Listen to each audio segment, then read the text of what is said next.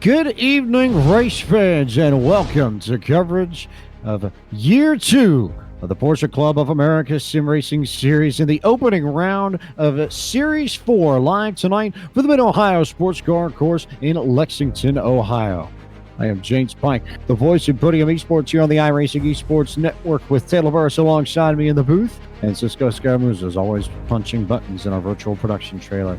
And Taylor, it's been a little bit since we've had the chance to go after it with all these Porsches, but we are back for another year of PCA Sim Racing, and at the most requested track by PCA members. The PCA Sim Racing group did a survey in the off-season, and everybody voted to come here to Mid-Ohio, and the votes were so much in Mid-Ohio's favor that not only do we get to come to Mid-Ohio for the first time in the history of PCA Sim Racing, but we get to open up a new season with it as well.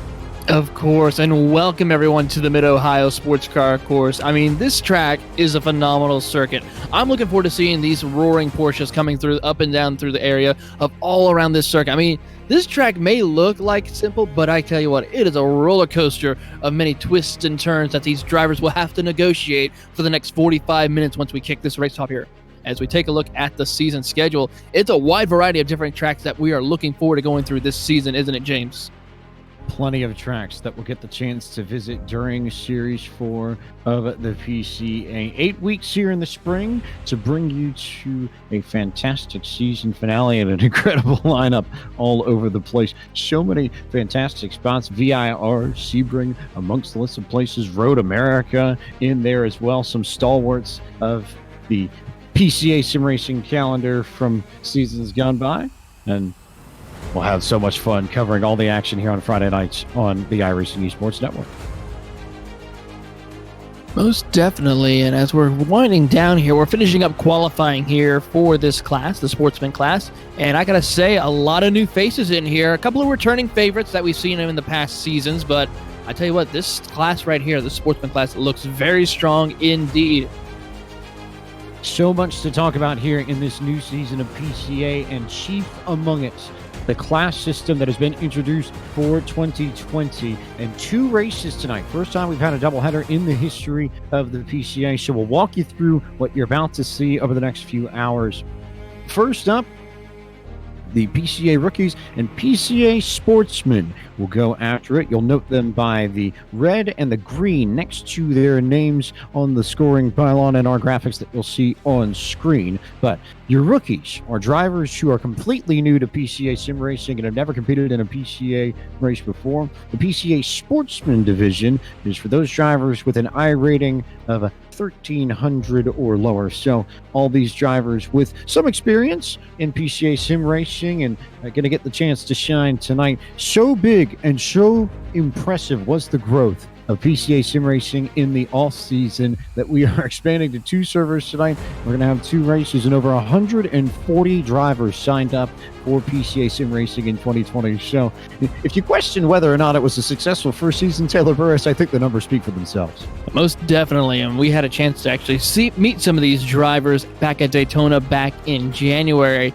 and just seeing the response of how many people are excited about this new season just shows right here tonight with the entry list that we have for tonight's sportsman class. I mean, over 30 cars have entered here from Mid-Ohio, and that's just just this class alone. And you'll see the pro and the club drivers coming up in the second race of the evening, and that will get its usual start around 9:30, the traditional start for PCA Sim Racing, but a special first race here for the rookies and the sportsmen to show you where we are as we take a look at Google Maps and show you where we are. And the name is pretty much a giveaway. Middle of Ohio, not terribly far away from Columbus, but very centrally located in the Buckeye State, and room for plenty of fans to come all over, not only for the IMSA race weekend, but you see IndyCar come here, you see the NASCAR Xfinity Series come here. It's a circuit used by some of the best in the business as we get the opportunity to roll into the starting grid for the first time and tell you who starts where in this first race of Series 4, Round 1 at Mid-Ohio PCA Sim Racing in 2020. Michael Wassel starts on pole with a qualifying time of 1 minute and 19.946 seconds. He's joined by Brian Swift on the outside of the front row. Joseph Stiffel rolls off in the third position, and fourth is the 88 of Christian Rava. Bruce Robinson begins tonight from the fifth position. Sixth will be the 23 of Colin Thomas. Igor Soiker will start from the seventh position. Scott Bellis will start from eighth. Ninth will be Faisal Yamin, and Tim Lambie will start from 10th. Starting from 11th will be Drew Kenny, followed by Paul Salk in the 12th position. Randall Ayers will be starting in the 13th position with James Sue in 14th. Donald Binkley will start in the 15th position with Mike Knighton, a returning PCA member, in 16th. Scott Nell will start in the 17th position, while Kirk Clifford will start in 18th. Owen Prudin will start in 19th, and rounding out your top 20 will be Brandon Jetta. Gary Reich starts from the 21st position this evening. 22nd will be Trey Drawhorn. We know he's got a few fans in chat, so hello to the Drawhorn clan and YouTube. James Bernard starts from 23rd. Michael Ponfora 24th. 25th will be Brady McMacken. Ronald Cahill starts 26th. 27th will be Lee McNeil. Lanre Sarumi starts from 28th. 29th, Tyler Edwards. Ryan McGee starts 30th. Sean Benet and Chris Craik round out your 32-car field as we take a look at the track facts here at Mid-Ohio. This is the Mid-Ohio Sports Car Course in Lexington, Ohio, a 2.25-mile, 3.62-kilometer circuit, 13 turns here. We're going in the morning, and we are green flag racing and underway with Year 2, Series 4 of PCA Sim Racing for 2020 as Wassel gets a little bit of a jump over Swift and Stiffel and company, and everybody else pretty much single file for the most part as they continue to go side by side as they come up to the keyhole for the first time. Okay, heading into the keyhole, we're going to go side by side for the race. See that there's a little bit of contact right there between Brian Swift and Wassel. They're going to go side by side, still down this straightaway here as they make their way over to turn 3 in China Beach. China Beach, that big area that just ends up being so tricky for so many of these drivers racing the 911 RSR, the GTE car. One of two cars that you'll see in PCA Sim Racing this year. The other being the recently released is a little slide for Wassel in the middle of the corner, and both your leaders go off. And now a few changes for the lead. It is now Joseph Stiffel in the 003 that has jumped to the front as Wassel and company got bottled up right there in the S's. Unfortunate for those two drivers, getting a little bit too aggressive through that section of the course. You have to take it easy through the S's, otherwise you will easily spin your car out and go into one of the gravel traps there. But now the leaders have gotten their way through Thunder Valley and are heading their way over to turn 12, the carousel. The big sweeping run into the carousel that brings you into that very wild right-left combination that gets you back onto the front straightaway, and then it's that quick left-hander just past the bridge to take you on that long run into the keyhole. One of the signature corners here at the Mid-Ohio Sports Car Course. But Joseph Stiffel with an early lead in this race and doing quite well, acquitting himself very nicely. He, a veteran of PCA Sim Racing from a year ago in that 003, and no problem for him, already out in front of Christian Rava by 1.5 seconds. Great battle run for Stiffel right there, as we said, a returning favorite. But then there's that battle for our third position on back. Got Colin Thomas, Bruce Robinson, and then Michael Wassel, who is now recovered after that early lap 1 incident, as they're now going back in through the S's. As they continue to weave and bounce their way through and really begin to string this field out. Pretty good battle here for third, fourth, fifth. Rava, Thomas, Bruce Robinson is there. Wassel was able to gather it back up. He currently sits in the fifth spot, also on a nose to tail through this very narrow section of the S's where you bottom out down at the bottom of the hill and then come up into the carousel and just sort of weave and flow through this course. And if ever there were a word, I think, to define Mid-Ohio, flow more than anything else. But the way you roll through the hills, the way you round a lot of these corners reminds me a lot of Barber Motorsports Park. Has a little bit of trouble, a little bit up in the front of the field, and Wassel runs into a little pinch of another Porsche 911, but Stiffel still in control of this and well out in front. Now he stretched his lead over the past few moments to a 4.1 second gap to Bruce Robinson. Great run for Stiffel, able to pull away from this competition, but then a couple of drivers with that incident that was going to be Wassel and James Sue that got collected up in that. They're both able to continue on through as they continue up to the keyhole. Stiffel, if you're curious, from the Chicagoland region of the PCA, so those of you watching around the Windy City, which has come down to North Carolina, where yours truly is based in tonight's broadcast, and brought the win with it seems. But Stiffel, one of the members and one of the many members of the over 50 regions that are represented in tonight's race across both servers. So plenty of action across North America. And I promise you, if you haven't found your favorite driver in PCA Sim Racing yet, there probably is at least one in your region, and you will hear about them tonight. That doesn't necessarily matter whether or not you're part of one of the big regions like Los Angeles or Chicagoland or metropolitan New York, or maybe some of the smaller ones like the First Settlers or the Coastal Bends, amongst others, or the down east. Another one of the great regions of the PCA that we'll get a shout out. But we'll turn our attention to Donald Binkley in the 31 machine. Binkley currently trying to chase after James Shue in the 10 machine. As Binkley now clears Shue and is going to try and run down Colin Thomas. Thomas, who was part of the rookie class in Season 3 and put together a few rookie class wins in Series 3 as well. Now trying to prove himself in the sportsman class as he has properly joined the big time. Sure has a lot of things, though, he can accomplish this season. We'll have to keep an eye and see what he's able to do. Looking through the field right now, starting to get a little bit separated, but I've noticed a lot of drivers are having a little bit of struggles when it comes through the carousel. Multiple cars have been coming off that section of the course here in the past multiple laps.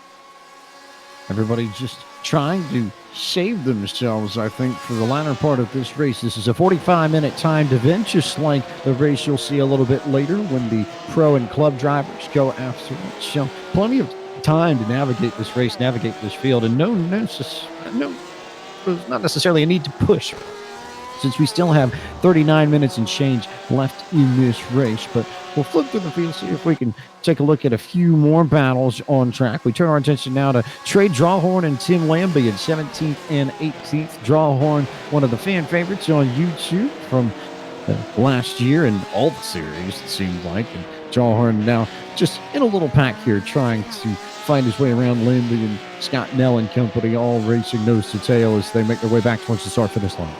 Yep, they're now coming up over past Thunder Valley and now heading into the final few corners here. He is definitely poking and prodding, but he got a little bit loose right there. This gives the opportunity for Brian Swift to go to the inside. He will complete that pass, though, as they come up towards turn 11 now and head their way into the carousel. Continuing to shuffle around. Drawhorn, another one from the Chicagoland region. Lambie from the Upper Canada region, which is pretty well represented across PCA Sim Racing. That's Toronto and most of Ontario, for those of you who haven't had the lessons in PCA geography that I think we have here at Podium Esports over the course of the past year. As Drawhorn continues to slide around and is now going to have to hold off the 3 of Brady McMacken.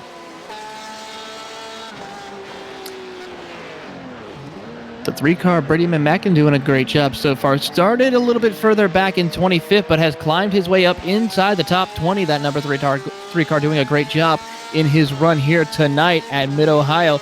Let's see what he's able to accomplish as the laps continue to wind down here at Mid-Ohio, but still pretty much by himself for the most part. Not a whole lot of cars around him at this point in time, as he is slowly but surely closing in to Trace Drawhorn.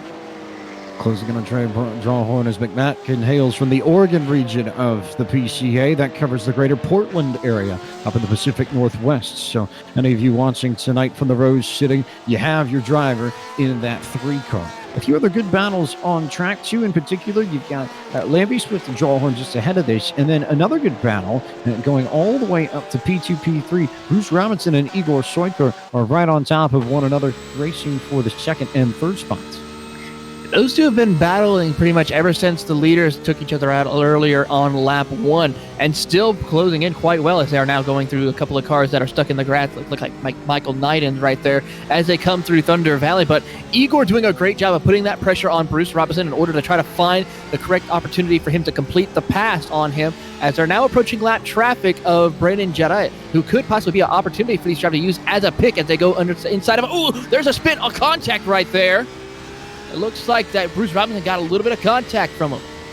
Oh, nearly a very scary moment for Bruce Robinson, but Robinson, I think, using a little bit of home turf advantage here. Robinson, a member of the Northern Ohio region of the PCA, which covers the greater Cleveland area and Erie, Pennsylvania. So this is not too far away from home for him. Soiker, on the other hand, is a member of the Chesapeake region, which covers a lot of Maryland, Baltimore, Annapolis, the eastern shore of Maryland is where you'll find all the folks in the Chesapeake region. So Chesapeake versus Northern Ohio for second and third. And that little squabble, as you don't, also has brought in Michael Wassel back in the proceedings. And he's just off the roof up for Soiker there, about a second back.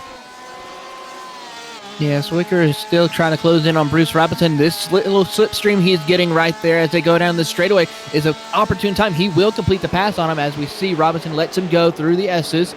Don't want to go really side by side through this section of the course this early on in a race. Very difficult to get through and navigate through there as they go over the hill and into Thunder Valley.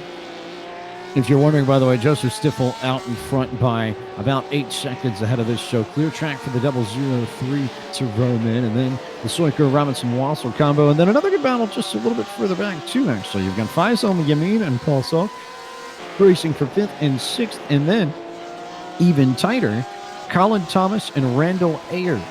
Also of note, Drew Kenny and Christian Robb are fighting for 11th and 12th. Thomas and Ayers are fighting for 7th and 8th at the moment. So plenty of places to jump to if we want it. Taylor Burns. A lot of great battles throughout the entire track. Pick your poison as far as which one you want to watch, as these battles are just exactly heating up little bit by little bit. I'm still watching that battle between Colin Thomas and Randall Ayers. It's starting to separate just a little bit for the most part, but those two have been battling since the drop of the green flag here at Mid-Ohio now as they make their way up into turn 1.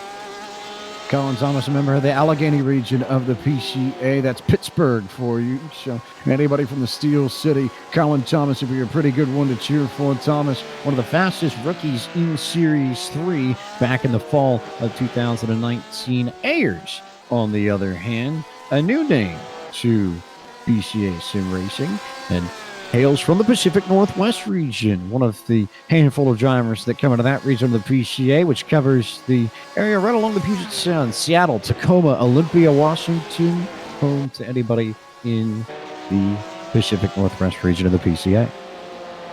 Battle for P3 in the race is heating up a little bit more as Wassel was able to get by Bruce Robinson now as they come up to turns 12 and 13, and Wassel's just pulling away even with that early lap 1 incident. He's been able to recover quite nicely now and set his sights on Igor Soiker as they go up through the final corner down the front straightaway. So there's your question. Can Wassel find a way to get back to Soiker and close that gap in just a little bit? Last time by, it was about 2 seconds and change between the two. As they run, it's now down to about 1.5. So Wassel certainly has the pace to go get Soiker, and the time as well. Still 30 minutes left to go in this first race of 2 tonight.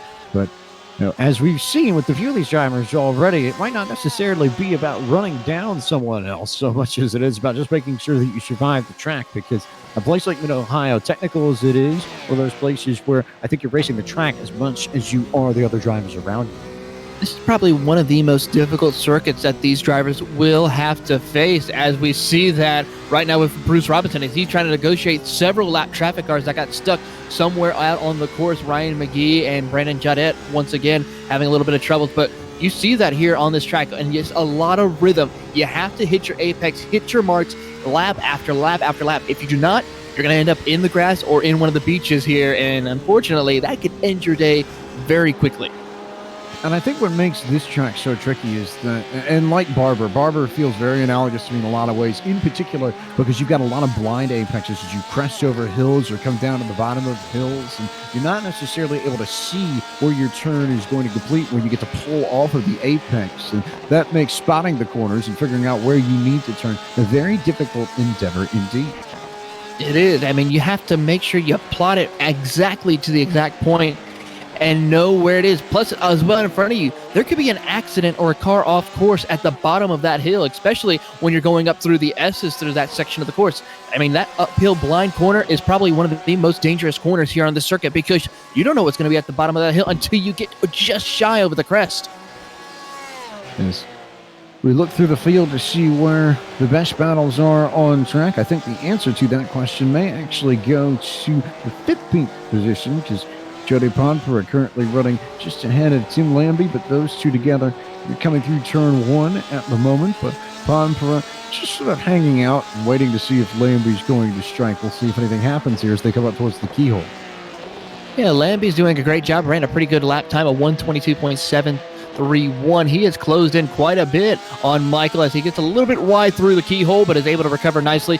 Now we'll try to utilize the slipstream to see if he can tow him down this back straightaway before they get towards the S's now as they approach a couple of more lap traffic cars. That'll be Tyler Edwards in that 139 Porsche as they now approach the S's into the braking zone. Podper carries these two through the S's. He is a member of the Rocky Mountain region of the PCA, which may have some of the trickiest borders of any PCA region in the entirety of the Porsche Club of America. But roughly speaking, that's the area that goes from Denver up to Fort Collins, up to Cheyenne, and then covers a little bit of the panhandle of western Nebraska. So anybody that calls the Centennial State home and or Wyoming home and or even maybe Nebraska, if you live in the western part of it, Jody Podper, one of the drivers to watch for you. Still a great battle right there between them as that lap traffic cost Michael Podper to mess up a little bit right there. Now they let him go by. That was Ryan McGee who had a little bit of stumble right there, but Tim Lambie has definitely closed that gap onto these drivers as they come out of turn one up towards the keyhole. Continuing that charge up towards the keyhole. What kind of run can Lambie get in the corner? He had a look on Podper, didn't have the momentum. It was too far back to actually get inside that 113. And then Lambie slides off the course and makes an error on corner exit out of the keyhole. So that will end that battle, and Podper will scoot away with the 15 spot. Lambie will have to recover. Just got on the grass a little bit too early on corner exit coming out of the keyhole and looped it around. So no damage, just a small mental error for Lambie, and he'll manage to right that car and continue on. We turn our attention now to Colin Thomas and Faisal Yamin, 5th and 6th on the racetrack as Thomas is all over Yamin for that 5th spot. And as they come up towards the keyhole, Thomas, I think, is going to make quick work of that and just take off on the outside. So Thomas now up to P5, Yamin into 6th. Thomas didn't get the greatest runs to the keyhole, but he'll get going down this long straightaway, the longest straightaway here at Mid-Ohio, and see if he can stretch out his lead on Yamin. He's going to try his best on Yamin as they go down towards the S's right here, just passing China Beach into the braking zone. There go Yamin late into the braking zone as well to try to see if he can gain a little bit of time on Colin Thomas as they go up over the hill. A couple of cars trying to go a little bit too wide to avoid that. That was Brady McMacken, actually, over there that went over the hill, got a little bit too loose, but still, those drivers battling it out indeed through Thunder Valley now. Yamin doing a great job of putting that pressure he needs on Colin Thomas, but Colin showing a lot of skill right here. We've seen that from last season, and he is showing it here tonight. Faisal Yamin, one of two drivers in tonight's race, both making their debuts in the sportsman class and coming out of the Jersey Shore region of the PCA, which, as you may or may not have guessed by the name, contains all of the Jersey Shore in New Jersey. So anybody on the coast out there and anybody with any sort of summer beach house in the Jersey coast, you might want to pay attention to Faisal Yamin. And Paul Salk, who incidentally is not too far back of Yamin. Yamin runs at the 6th spot. Salk runs in the 8th position as it stands.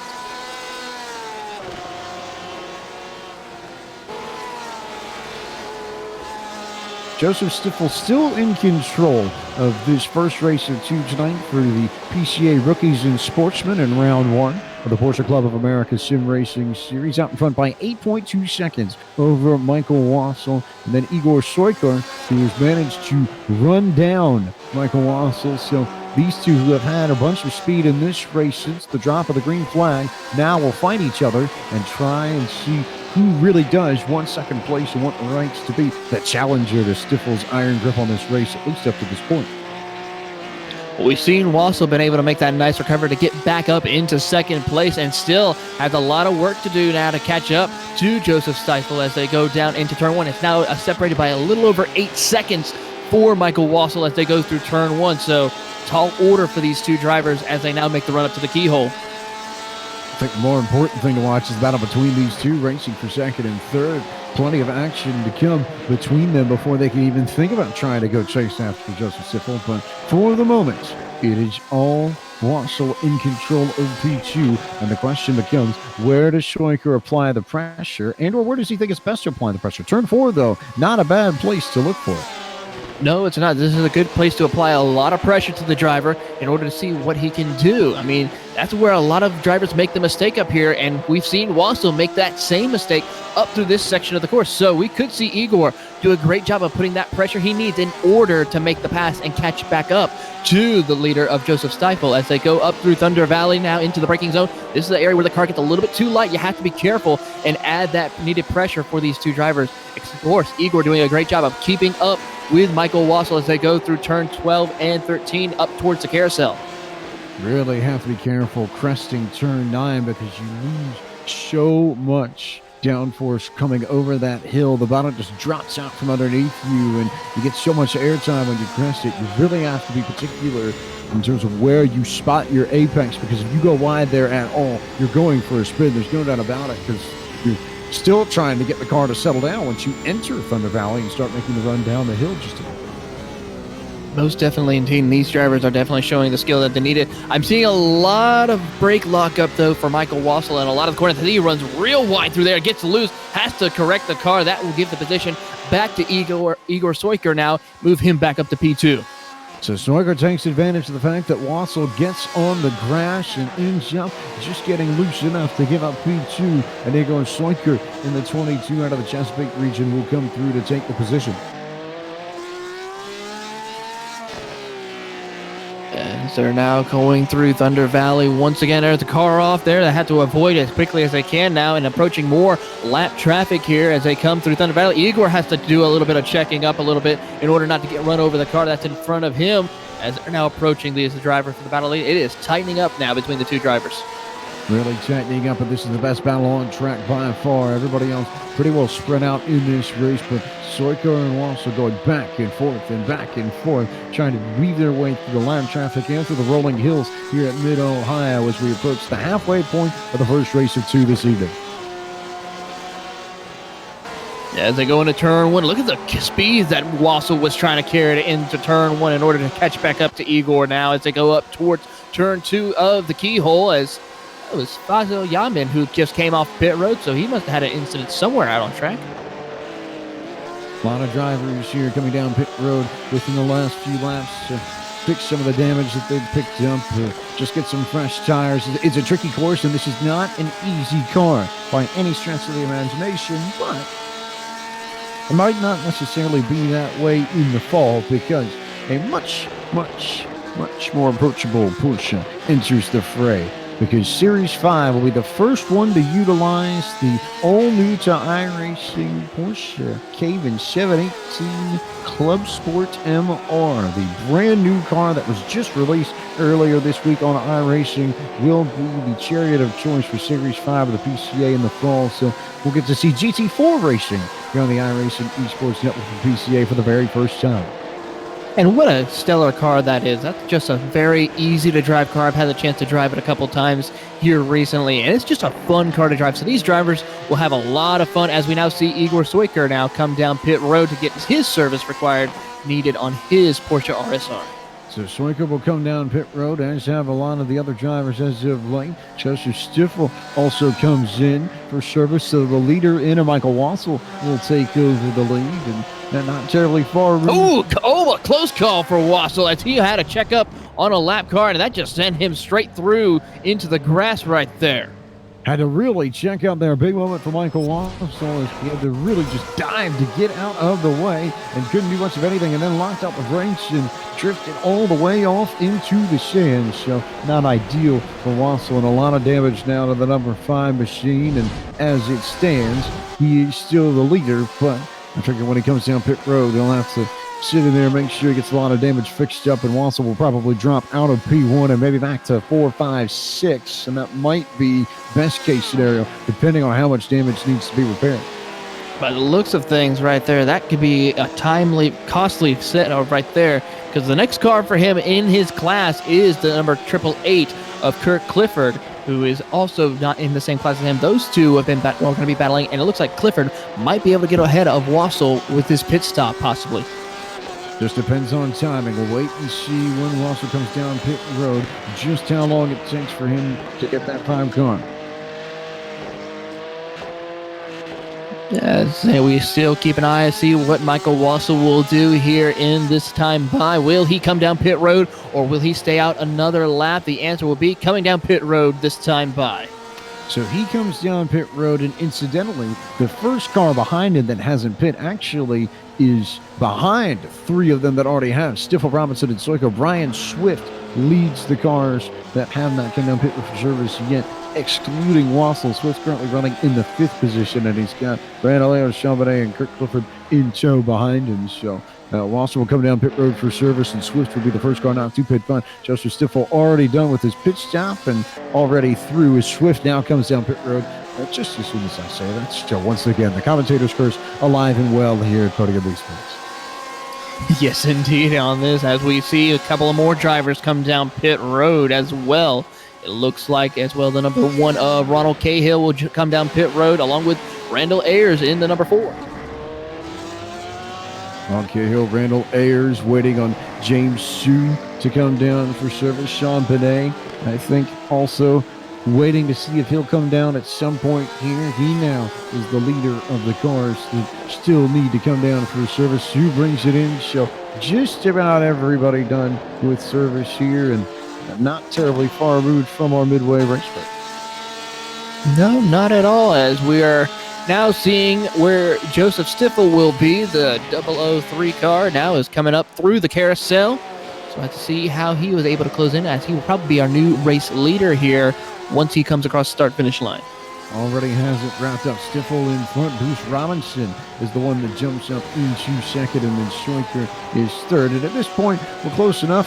Might as well go ahead and take care of our Midway Racing Break, which is brought to you tonight by the Virtual Racing School, VRS, which also happens to be the provider of all setups for PCA Sim Racing, a brand new partnership introduced for Series 4 in the 2020 season, but VRS will be providing all of the setups for PCA Sim Racing members to take care of the RSR and the 718 Cayman and compete in PCA Sim Racing events. And for more information on them, you can head on over to virtualracingschool.com.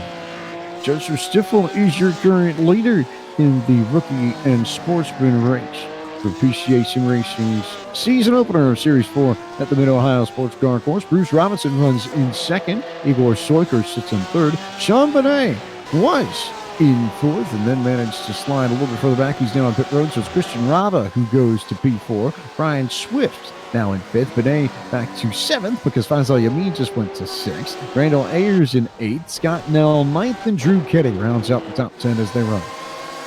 And it looks like now Tim Lambie, from the looks of it, I'm waiting for a time and score to repeat on. It looks like Tim Knighton will actually move up to the 11th position, as I'm still having some trouble with my connection on the rest Trey of the... Gallhorn currently runs in 12th. Donald Binkley sits in the 13th spot. 14th is Tim Lambie, and Kurt Clifford runs in 15th. Michael Wassel, after all that damage, got it repaired, but is now down to 16th in the standings. James Sue runs in 17th. 18th is the 333 of Lane McNeil. Jody Ponpa runs in 19th, and Paul Solt currently holds the 20th position.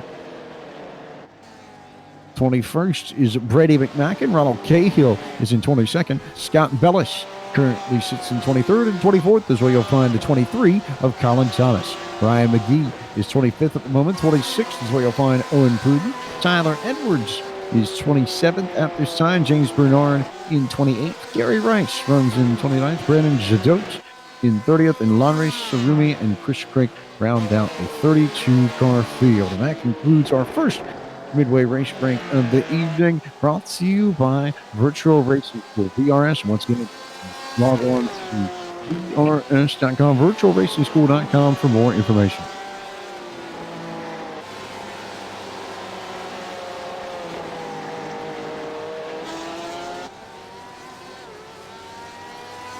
If you were curious about Joseph Stiffel and wondering what he was up to, just doing what he's doing all the race. It's still holding at about a 7.6 8-second gap. So it's bounced between 7 and 8 seconds consistently through this race, but consistent is what it has been. And the driver out of the Chicago region of the PCA has been the class of the Sportsman Rookie race throughout since we dropped the green flag some 30 minutes ago.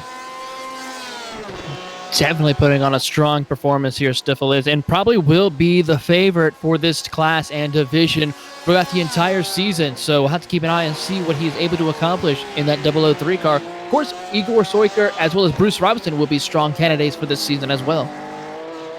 Definitely have to think that it could vary, and we could see this series go in a lot of different directions, just depending upon how things shake out and depending on the different tracks that we go to, because it's not just places like Mid-Ohio that we will visit over the course of Series 4.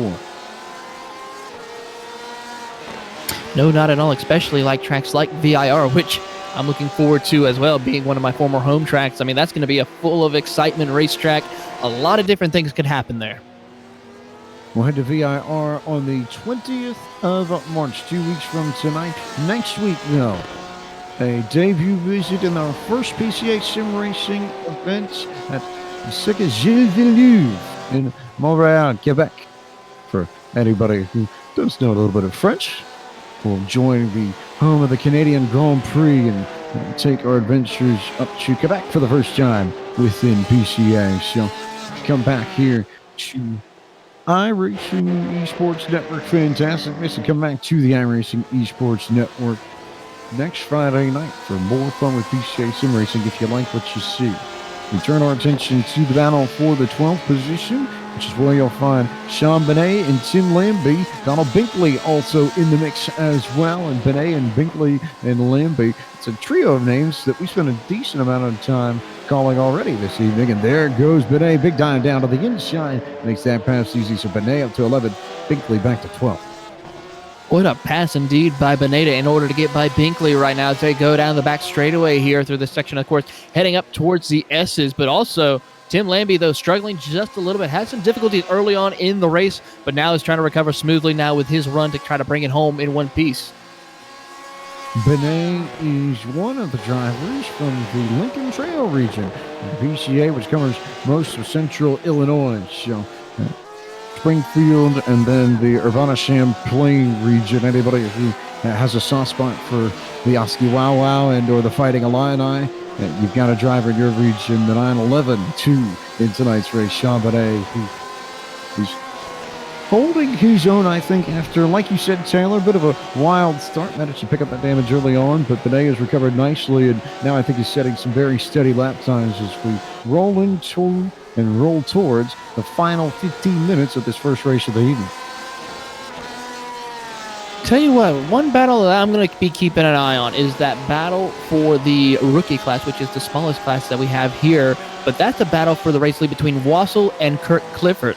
Those two are on the same lap, even though they're both lap down. But Wassel is making a lot of mistakes right now here currently. This could give the opportunity for Kurt Clifford to catch back up and maybe, just maybe, make a pass for the class lead in that class here at Mid-Ohio.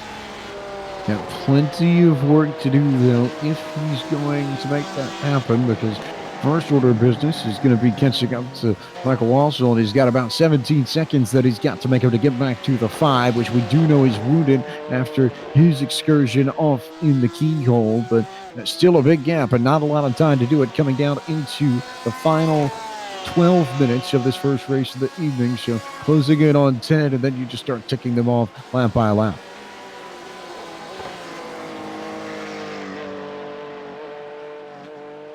Ooh, a big crash right here through Thunder Valley. That's going to be Paul Solek along with, it looks like, Sean Benet as well. Big heavy contact for those two drivers. Incident there as they try and get themselves sorted out. And, just a little bit of a miscue, I think, from Sol, because he got into the corner, just locked it up on the brakes and couldn't quite get it slowed down, and everybody just snuck through there, but Salk able to get it righted eventually and continue going. He's finally got that car back in the right direction and will carry on his way. Costly thing, though, for him. He had a lot. Was doing so well, Sean Benet was. Now lost all that hard work and positioning. Has to redo it all again, but with less time, unfortunately. We'll turn our attention now to 9th and 10th spots here because you've got two stalwarts of PCA Sim Racing. You've got Trey Drawhorn with that huge fan base out of the Chicago region, and then Mike Knight, one of the Peach Staters, one of the figureheads of PCA Sim Racing, the Peach State region, which covers most of the greater Atlanta area, and also is one of the few regions in PCA to have its own league in addition to the PCA's own club-wide league. They were one of the forerunners of PCA Sim Racing back in the day. So plenty of experience, and we'll see the Peach State region represented very well in both races this evening. Michael Nynan is one of those drivers who may not seem like he'd be a front runner, but always is there with a nice strong run, nice top 10 finish so far for him currently right now, as he is slowly but surely working his way up through the field. He's got his eyes set on the 395 of Trace Drawhorn, the next start in front of him. Trey Drawhorn maybe about 2 or 3 car lengths up ahead.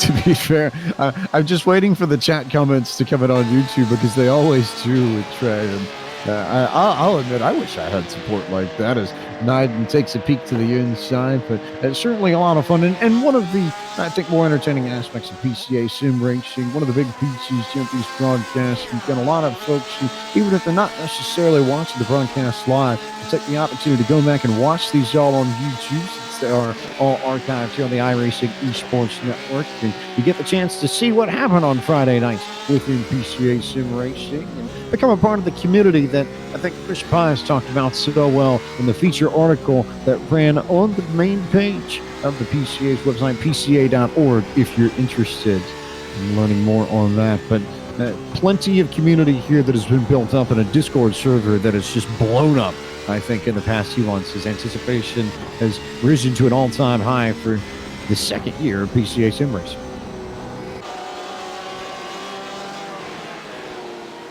I think we would also, at this point, be remiss not to mention that this is a PCA activity and a PCA event, but there are plenty of events each year. Over 3,500 events the PCA hosts annually across North America. Between the 10 national events and thousands of regional events and the PCA Sim Racing events, of course, there's a PCA event for every Porsche enthusiast. PCA hosts autocross events, concours d'elegance, driver's education classes, driving tours, social events, tech sessions, and so much more. And for more information, you can visit pca.org/events.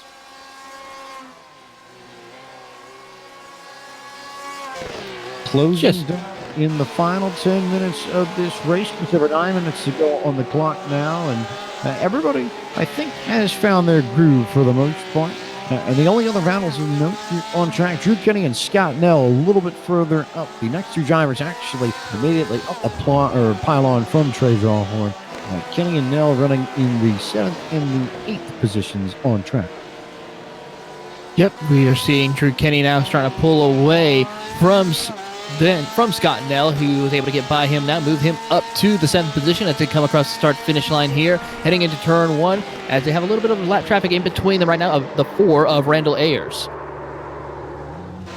Now, another driver from the Pacific Northwest region, Andrew Kinney, a rookie from the Northeast region. So we go coast to coast between Seattle and Boston, which is the mainstay of the Northeast region of the PCA. So it doesn't really necessarily matter where you are in North America. If you're a PCA member, you've got all the room in the world to jump in and join one of the largest programs of its kind anywhere in the world.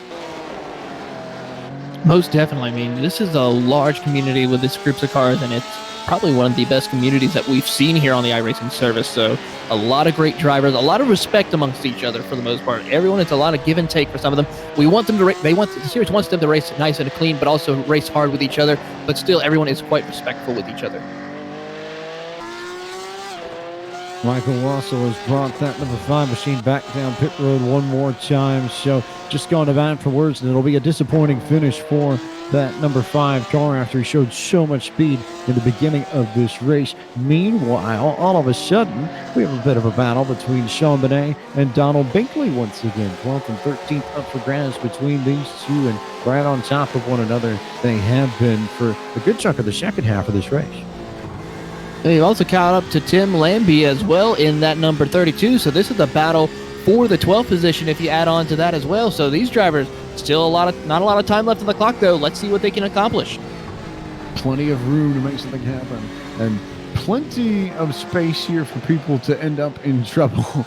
As Benet has managed to gap himself from Binkley and is now running down Tim Lambie in the 32. Seems like it's groups of 3 or 4 drivers throughout this race, Taylor, that have just stayed together, and it doesn't necessarily matter whether they're running 15th and 16th or 11th and 12th or 5th and 6th. They always seem to find a way to come back together on the racetrack. It's remarkable. They do, and it's always phenomenal to see these drivers and how clean they race each other. They're still racing each other very hard, very competitively, but still, I mean, every time we look back on a certain driver, there's always the same 2 or 3 other drivers that have been racing with them all night, still right there in the battle. Another good battle just further up the track. You've got Brian Swift running in the 5th spot, but he's got Faisal Yamin all over him as the 26 machine tries to hold off the 15 machine as they come down the front straightaway and they loop themselves over past turn 1, down into the keyhole and make that run down the second longest, remember third longest straightaway here at Mid-Ohio. Ooh, big trouble right here, big trouble. Tim Lambie, Kurt Clifford, several other cars as they came out over the crest through Thunder Valley. I mean, that was just an amazing cars all over the place. Kurt Clifford on his roof. Big incident there. We'll have to take a look and see what happened. Clifford, I think, just got loose, and then looks like that might have been Michael Wassa, I think. And just, not much room to go there. It's one of those funneling parts of the track as you come down the second straightaway here, and a very tricky place to avoid because you got the bridge there in the fences that everything just sort of comes to that one point. So if that happens elsewhere, say in the keyhole, there might be room for people to avoid it, but where it was, it's sort of like the entry into the S's at Watkins Glen where the arm cone narrows up and you run out of room to escape. I think that's exactly what happened to some of those drivers. Unfortunate for these drivers here. I mean, they was on some really good runs here, and unfortunate end for them here tonight at Mid-Ohio. They're going to have to try again when we go back to Circuit Gilles Villeneuve. We turn our attention to Paul Selk in the 19 machine, who just trying to finish off this race and knock out the last few minutes and change, but he's not terribly far behind Jody Ponfer on the 113 machine, half a second now between those 2 cars as they make their way up to the keyhole once again.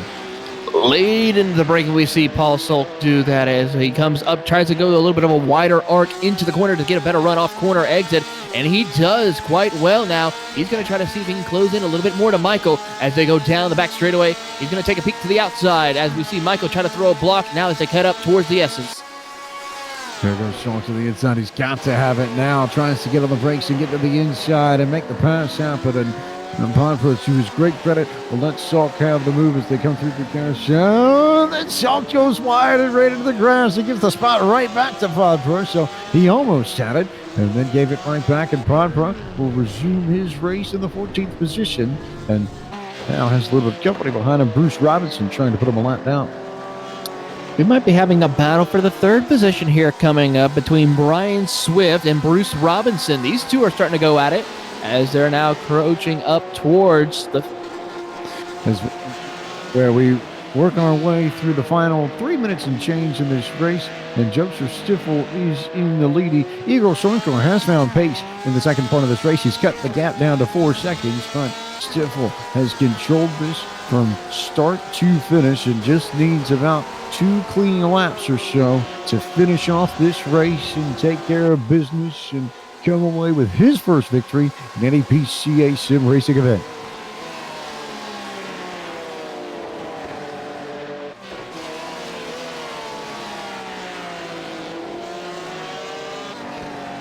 Stiffel and Soinker, your top 2 as it stands. Bruce Robinson and Christian Robb are the others fighting on the lead lap of this race. But still, a lot of good battles throughout the field. The beauty, I think, of PCA Sim Racing, a lot of drivers who managed to come together and find their own internal battles, which I think effectively guarantees that there will always be someone of your level somewhere in all of this to survive and fight with and create your own little rivalries with if you want, especially with the incredible amount of growth that PCA Sim Racing has seen in the all-season.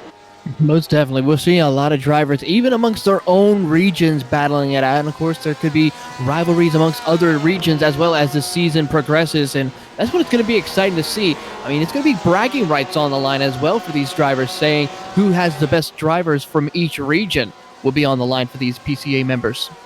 Plenty of regions to talk about, even in this group, and just rolling them on through for you. Alaska, Allegheny, California, Inland, Carolina, Central Indiana, and Central Wisconsin, Chesapeake, Chicago, Florida Crown, Gold Coast, High Desert, Jersey Shore, Kentucky, Lincoln Trail, Lone Star, Los Angeles, Music Stat, Northeast, Northern New Jersey, Northern Ohio, the Orange Coast, the Oregon, the PNW, Pacific Northwest, Peach State, Rocky Mountain, Reason Toter, San Diego, Schottenbaum, Southeast Michigan, Suncoast, Florida, Upper Canada, Las Vegas, and Nordstern, and Rensport, just to top it off, which is where we'll head next week, incidentally. We head to the second Gilles Villeneuve that sits right in the heart of the Rensport region of the PCA. I was getting ready to say, James, I hope you had your notes in front of you. I'm going to be shocked if you memorized all that off the top of your head. It's not quite as easy as the poker rap, but we'll make do and make it work as we have a new leader in the rookie class. We sure do, as we're waiting to see. I'm seeing who he is right now as we're looking through. As Brady McMacken is now the rookie class leader right now, has done a great job. He has struggled for the first half, but is now going to be rewarded for that if he is able to hold on to this race lead in his class, as he is currently winding down, as this should be the final lap for Joseph Stiffel. Joseph Stiffel just trying to finish everything off here. We're within the final minute, 30 seconds left to go on the clock. So Stiffel should just have to bring it back to the start-finish line, and he should be in good shape as he comes up to China Beach and makes his way through that section of the course for the final time. Stiffel just trying to bring it home in one piece now, negotiating through lap traffic, avoided all the incidents for the most part here at Mid-Ohio, was able to keep a nice rhythm with these corners and waves and motions, and just able to avoid any major mistakes here to bring home this win here at Mid-Ohio Sports Car Course. A great dominating performance to kick off the season for him. A very, very strong performance, and you have to consider that Stiffel might be one to watch in the sportsman class, but he'll just have to navigate these final few corners. Rolls through the carousel, passes the entry to pit road, makes that left-hand turn back out of the front straightaway, and Joseph Stiffel is your victor in the sportsman class and the opening round of Series 4 for PCA Sim Racing. And now all eyes on Brady McMacken, who will try and bring home the rookie class victory. Brady McMacken, I think he might be out of gas. We'll he see. Looks like to be out of gas. Nope, he's picking up the speed a little bit. No, I think he was just waiting to let that other group of cars go past and picks it back up. And Brady McMacken will come across the line and win the rookie class tonight.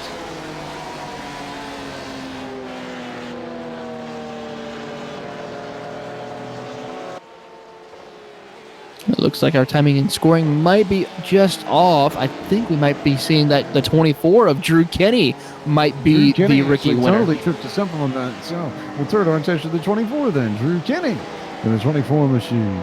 He's actually the one who gets it done. So a victory to the Northeast region in Boston for Drew Kenny to get it done tonight. If he can complete this lap, looks like he's on his last lap of the race. So he's trying to come through right now, see if he can bring it home in one piece for the most part, see if that car can survive these last final few corners to pick up the win here at Mid-Ohio for the rookie class. And a great start for Drew Kenny as he will come up through, climb up over through Thunder Valley for the final time.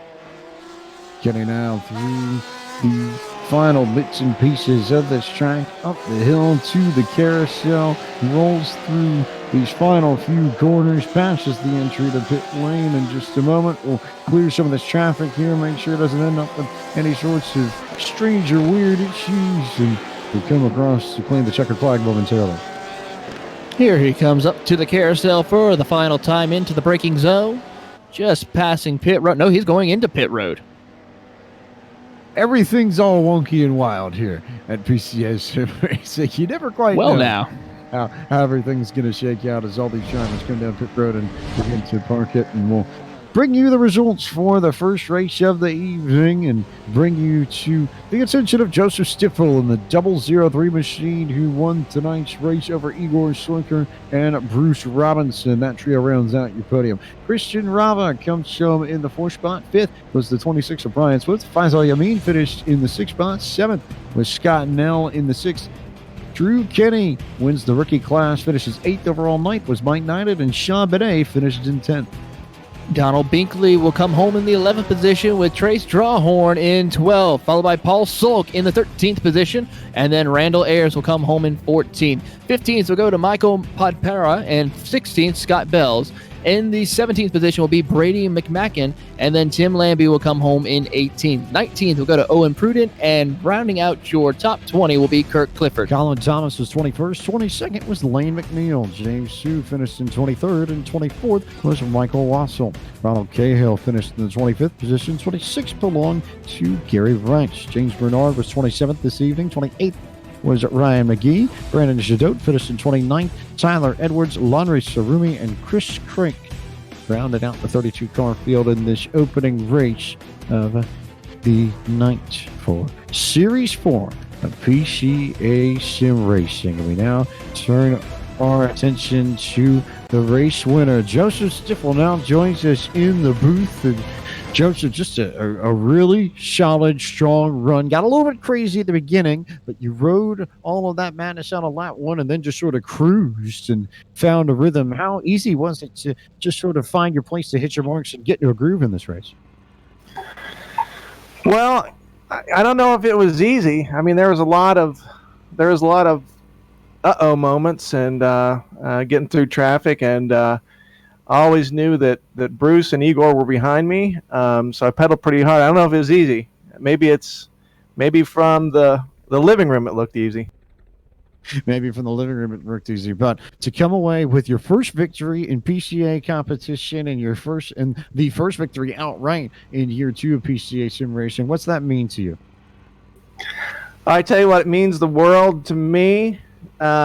I have been so elated to be part of the series, the PCA Sim Racing Series, since the first race and the first series and all the way through. Boy, the guys are great, and I couldn't have done this without Mike Knighton and Igor and Bruce chasing me, and then Liam helping me out, getting me on here. So it means everything because this is a good group, fast group.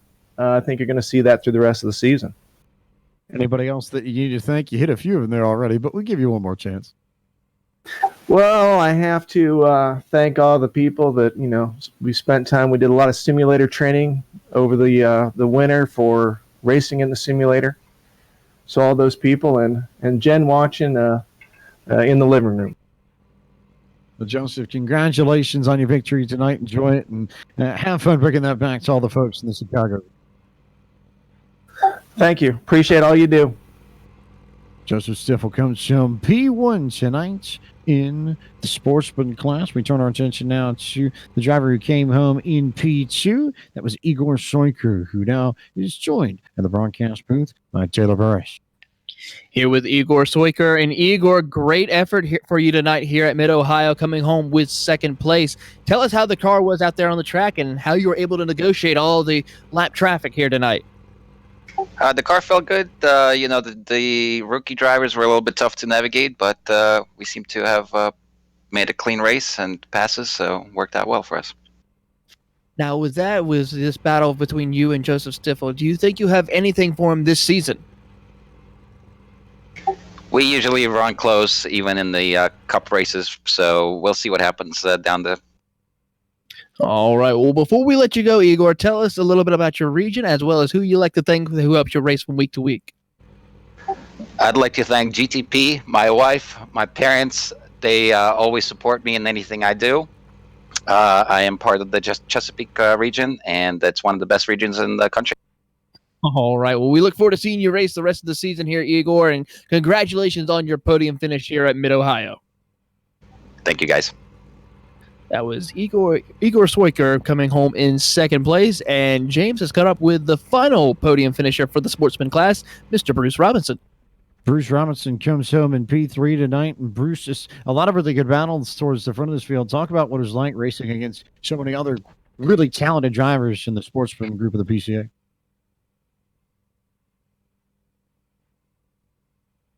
He's so excited we left him speechless. So, I'm online here. we got him eventually. So, Bruce, James back in the booth. Do you have a copy? How you doing? You're a little bit quiet. Well, I can speak up just a little bit, but I just wanted to ask about your experience racing so many other talented sportsman drivers in the PCA. You got to be a part of a lot of these battles tonight, your run towards the P3 spot. So just talk about what it was like racing side by side with everybody at Mid-Ohio. Well, it was a good time today running. Everybody's fast. I used some fuel strategy, hoping to pick up a few places, and it kind of worked. But Igor's a strong driver, and so is Joe, and just a great time. It's our home track, so that's fun. Did the home track knowledge help to sort of get you around this place a little bit better? Yes, I got to drive it this year in the rain, so it's a heckle and jag kind of track. And do you have anybody that you need to thank for making tonight's run happen? I just want to thank everybody in PCA and everyone from the Peach State League. There's just a ton of names to name there, but everybody's all volunteers, and making this happen is just probably the most exciting thing in iRacing. Well, Bruce, thank you so much for your time. Congratulations on your podium finish, and we look forward to seeing you at the circuit Gilles Villeneuve next week. All right, thank you. There's Bruce Robinson, who finishes in P3 this evening, and we now will turn our attention to the big time race, Club and Pro, coming up here in just a little bit. Taylor Burris. Most definitely, indeed. That's going to be an exciting race. A lot of heavy hitters, a lot of returning favorites in this race. I'm looking forward to it. I'm pretty sure the fans are going to be looking forward to this race, seeing if they're able to negotiate the twists and turns and hills of Mid-Ohio. We're going to take a quick break here and let you hear from our friends at the Virtual Racing School, and then be right back on the other side with race number 2, the Pro and Club divisions of PCA Sim Racing, up next here on the Podium Esports Network. Virtual Racing School was developed to provide support to the next generation of sim racers. No matter if you're a rookie or veteran or what car or track you'll be racing, our goal is to provide training every step of the way.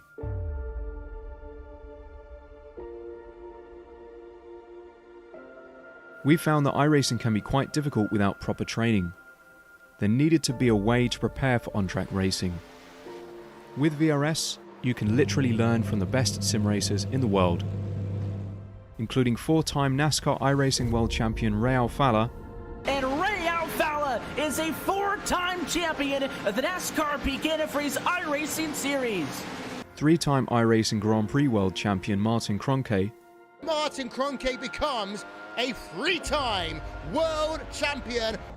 Rallycross World Champion Mitchell de Jong. Mitchell de Jong is now champion for the iRacing Rallycross World Championship Series.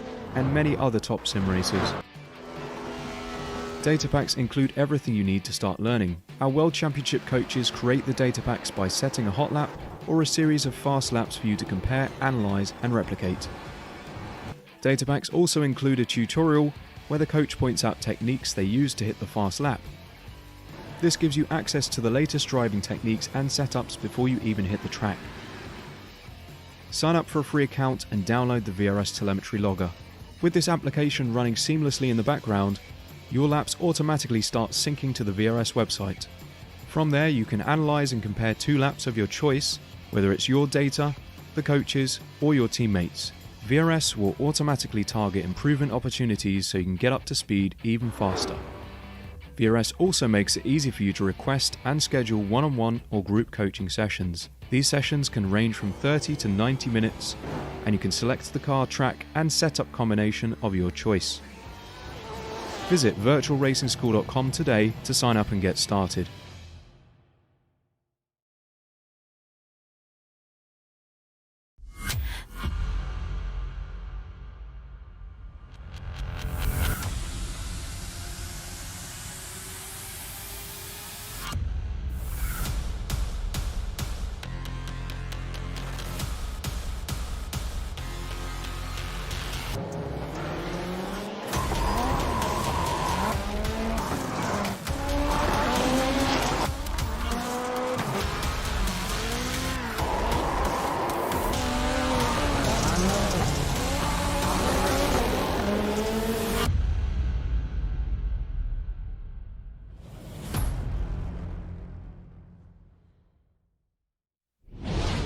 Welcome back to the iRacing Esports Network and plenty of esports coverage of the first round of Porsche Club of America Sim Racing for 2020. The first night of action here in Series 4 from Mid-Ohio Sports Car Course in Lexington, Ohio. And we have arrived at the big show of the evening. It is time to set the starting grid for the club and pro race. Our second race is tonight's doubleheader, which sees James Youth qualify on pole with a time of 1:18.675 seconds. Jason Lisner will start in P2. John Malia rolls off on the third spot, and Michael Polisek will start from fourth.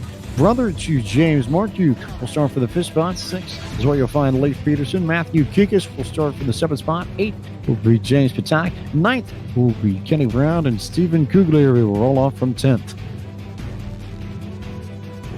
Arthur Chan will begin tonight from 11th. 12th will be Jacob Schum. Matthew Siddle will start from the 13th spot. 4th will be Greg Carr.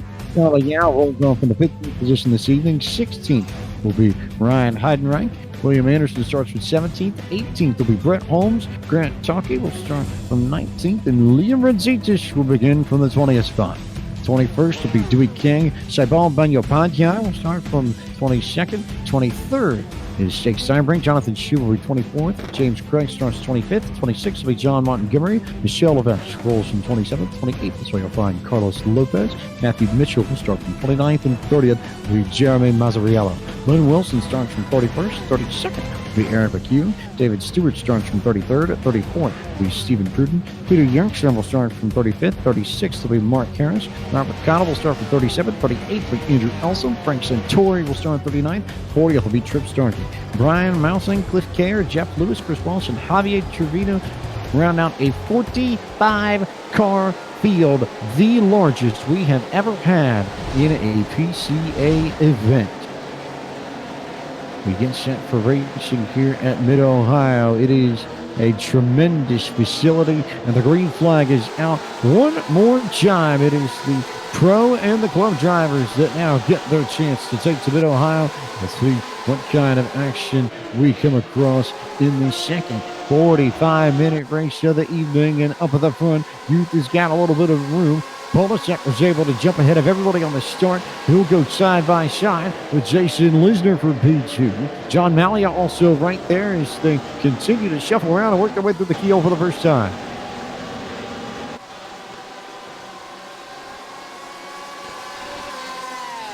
All James Youth here in this opening lap as they make their way down to China Beach. It's Youth, then Polisek, then Malia. And Youth goes off coming through the corner there. So a lot of these moments just really tripping up these drivers. And it's now Polisek who has control of the race. And then you've got Malia, and then Peterson, and then Mark Youth sitting there on the fourth spot. Those four all nose to tail. And I think it's a very classic case of just making sure that you mind your P's and mind your Q's and don't necessarily go crazy on this first lap, especially since it'll take a little bit for these tires to come out to temp and take a little bit for these drivers to get adjusted to these cars. The brakes warm up, the tires warm up. You're not necessarily at optimum temps on the first lap. Michael Polisek is able to lead, and then it's Malia, Peterson, and then the two Hughes brothers. Mark ahead of James. Kenny Brown has now jumped up into fifth. Lisner, though, able to get right to his inside, and Lisner makes the charge one more time. So Lisner up into fifth ahead of Kenny Brown, who's now back to sixth. Polisek are still in control in front of everybody and in the lead, and just good battles all over the racetrack. No question. We'll see plenty of action here in this pro and club race as you see some of the top drivers of PCA Sim Racing. And for those unacquainted with the new system and haven't had the chance to explain it, and so we'll explain it here and now. Your pro drivers are those who have I ratings of at 2,000 or above, and anybody with an I rating between 1,300 and 2,000 falls into the PCA club category. So plenty of experience. Of course, iRating, the metric used to determine your level of skill within iRacing. And for those who are unacquainted, you can head over to iRacing.com and learn about the world's premier motorsport simulation, which is what is used to run PCA Sim Racing events. All Polisek for the moment, though, over John Malia and Lee Peterson and Mark Hughes. That quartet has done a nice job of holding station just off the rear bumper of Michael Polishek as they all sit within half a second of your race leader. And then you've got another group that Jason Lisner is heading up, and you've got Kenny Brown and Arthur Chan, Jacob Schum, Charlie Yao, and another bit of a quartet of their own. But that front one, the one that I think we have to pay attention to, because those four really have started to drive away, and no surprise to see the group in at Michael Polishek, who was so fast in Series 1 and 2, couldn't quite get the win, but plenty of podium finishes to boot. He's still seeking his first win in PCA competition. John Malia was able to claim some victories in both Series 2 and 3. Leif Peterson was a perennial podium contender week in, week out last year. Mark Hugh had plenty of speed in a lot of races as well, so plenty of experience and a lot of talent amongst these front four, and I suspect it may be a case of who blinks first that might determine who ends up actually coming away with the victory this evening, as Polishek is the one that is pacing them along. Lisner has jumped ahead of this group from 6th on back, so he separated himself from Kenny Brown and company by about a second and a half, and then pretty good battle amongst the next four drivers. Kenny Brown, Arthur Chan, Jacob Schum, Charlie Yao, all 6th, 7th, 8th, and 9th, and all nose to tail like your front four drivers. And then a bit of a gap to Matthew Siddle, then Grant Chalky, and then John Montgomery, who was able to jump ahead of Chalky and jump up into the 10th position. It's a really strong run for Montgomery at the time, as a lot of his short themselves out, as Lee Peterson is the first one to cede his spot and come into trouble and just couldn't quite get the exit right out of turn one of all places and ended up at the fence. So Peterson drops out of that lead group, but it's now Polishek, Malia, and Mark Hugh who sits in the third spot. But a big moment here for Michael Polishek, who will have to hold off Malia. Plenty of speed in the 690. Polishek with plenty of speed, though, in the 45 for Lone Wolf Motorsports, a veteran of a lot of podium esports events, not just PCA Sim Racing, but a competitor in the Stock Car Challenge Series powered by iRacing iFlag in the second half of last year. They ran the Class A car and road courses, and then the Podium Esports Daytona 500 over the first weekend of February this year. Polishek loves to dance around in all sorts of different cars, but his home base is as a member of the Northern New Jersey region of the PCA, and one of the fastest drivers at that, and one who had the great pleasure of smoking yours truly on the simulator at the 24 Hours of Daytona. I realized I was in trouble, and I looked down, and I could tell that the difference between my lap time and his lap time was not hundredths of a second, not tenths of a second, but full seconds. So Michael Polishek had plenty of pace. The question for him will be, can he string 45 minutes together clean and intact and in one piece without mistakes? The talent is all there. It's the patience that will be the thing we have to watch on that number 45 machine, as Jason Lisner has managed to come up into this group and start running all of them down. Lisner, a driver who's got plenty of victories, most notably the victory at the end of Series 1 of the PCA Sim Racing program from last year. The 911 GT3 Cup car was run on the Fane Road course at Daytona International Speedway, and Lisner was the one who came away with the victory, and he is now not terribly far away from the rest of this group, just right there tucked in line with the other trio. It's a bit of a pairing, though, at this stage. It's Polishek and Malia, and then you've got Huth and Lisner, Mark Huth that is, and then Arthur Chan, who currently sits in the fifth position. We'll take a look a little bit further back through the field and look at some of the other battles. And first one we can jump to, how about Grant Chalky, John Montgomery, and Jacob Schum, 8th, 9th, and 10th on the racetrack. As Grant Chalky just ahead of this group, but Montgomery and Schum all after it and all over each other for position as they work their way down into the key. Montgomery, one of those drivers, one of the many from the Upper Canada region, and then Schum, both Jacob and his dad Jonathan, drivers out of the Carolinas region, home to Field Shooting as well, which covers a lot of the Piedmont region of North Carolina and South Carolina. So everything running all the way from the triad of Greensboro, Winston-Salem, and High Point down through the Charlotte and Metro Atlanta areas, and then to Greenville, Spartanburg, a little bit of Clemson as well. all right there in the stretch of the Carolina region of the PCA. Jacob Shue tries to represent them well, carrying the flag for that region at the moment. Montgomery, the fastest driver out of the Upper Canada region, Toronto, Ontario. That's where you'll find his home. So we'll wait and see if anything develops a little bit within that battle. And beyond that, another good battle just a little bit further back, and where we find the other Shue, Jonathan, racing with Jeff Lewis, debutant into this club and pro action of the PCA. And Lewis is one of the drivers from the Potomac region, only driver in the pro class from the Potomac region, but representing the nation's capital, Washington, D.C.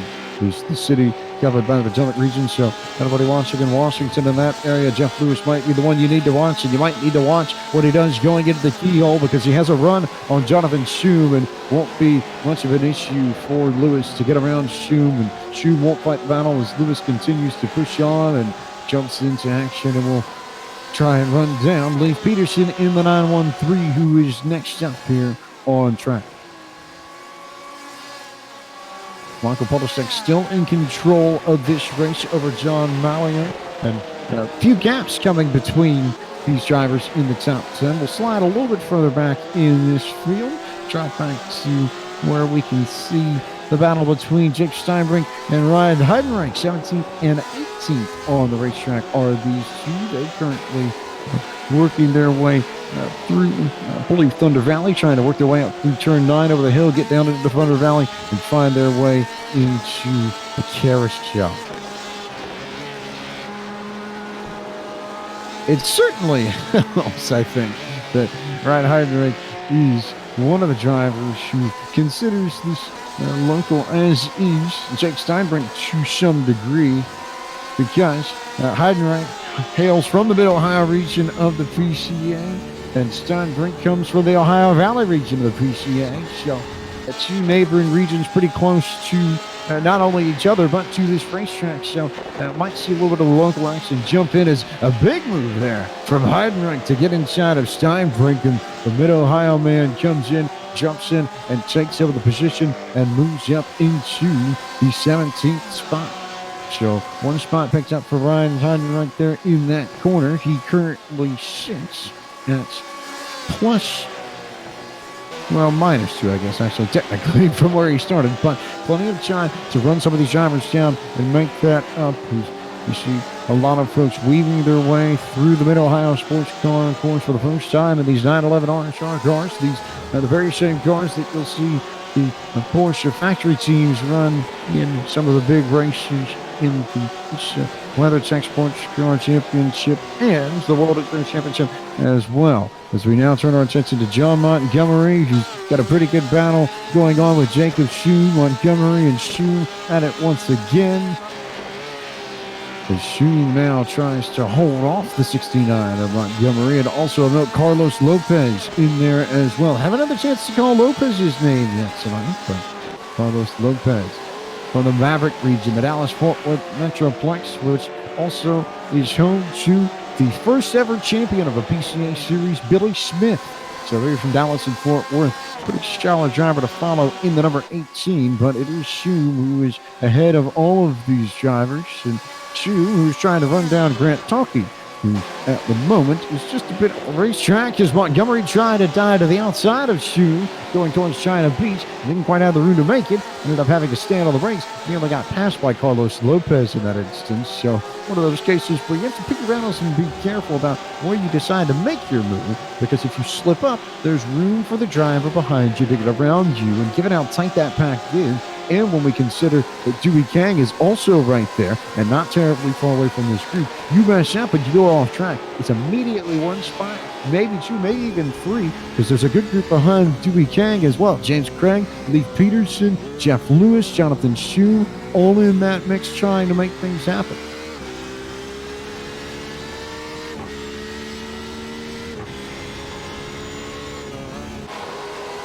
Beyond this group, it's this really solid nucleus from around 9th through 14th. A few of the battles of note down the field. You've got Jake Steinberg and Robert Connell racing for position and pretty tight in their battles. So are Lee Peterson and Jeff Lewis. So are Liam Rancitis and Jeremy Mazzariello. And then Brian Mauser and James Huth running together in 29th and 30th. Downs on all those battles as they progress. But we now turn our attention to Steinberg and Connell, 18th and 19th. Connell, another fantastic driver out of the PCA.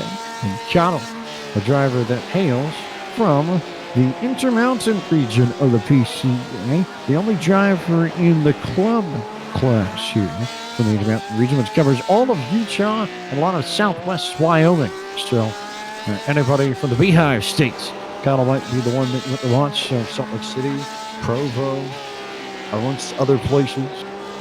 Lots of fun for our fans at Utah, the PCA. If you want to cheer on Robert Connell as your driver in Series 4 competition over the course of the next 6 weeks, we'll go every Friday night here on the iRacing Esports Network as Podium Esports brings you live coverage, flag to flag, of every race. As Connell slipped up a little bit there, but we'll continue onwards. And Polasek has stretched his lead out, incidentally enough, now sitting at about 2 seconds and change, and then really good stuff just a little bit further back here.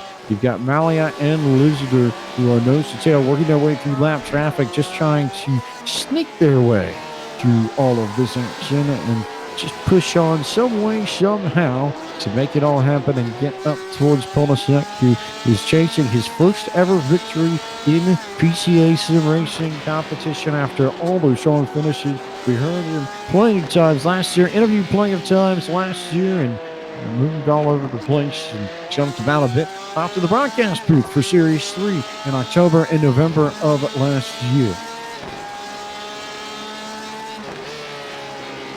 As we look at some of the top drivers in this field and look at some of the gaps, it is about 3 seconds now that Polosek's up above Malia, so that gap continues to increase. Lisner is only half a second behind Malia at this stage, and then you have to go back to John Montgomery and Carlos Lopez. Jacob Schroom, that is, has opened it up on Montgomery, and Lopez is within that second range, and then Dewey Kang and Leif Peterson and Jeff Lewis all in a really, really tight battle. We'll turn our attention to the Peterson, Lewis, and Kang group here. Peterson and Lewis now going to go nose to tail into the keyhole. We'll see if Lewis has any sort of run for Peterson. Not at this time, though. They creep their way down through everything and continue to just roll on here as we work our way through the first 15 minutes of this second race. 29 minutes left to go in this event from Mid-Ohio. Big move for Jeff Lewis, though, down to the inside. He's got plenty of room and plenty of space to try and make a move, and will manage to be successful and take over the 14th position, or 13th position, rather. There's Peterson and jumps up one spot on the pile.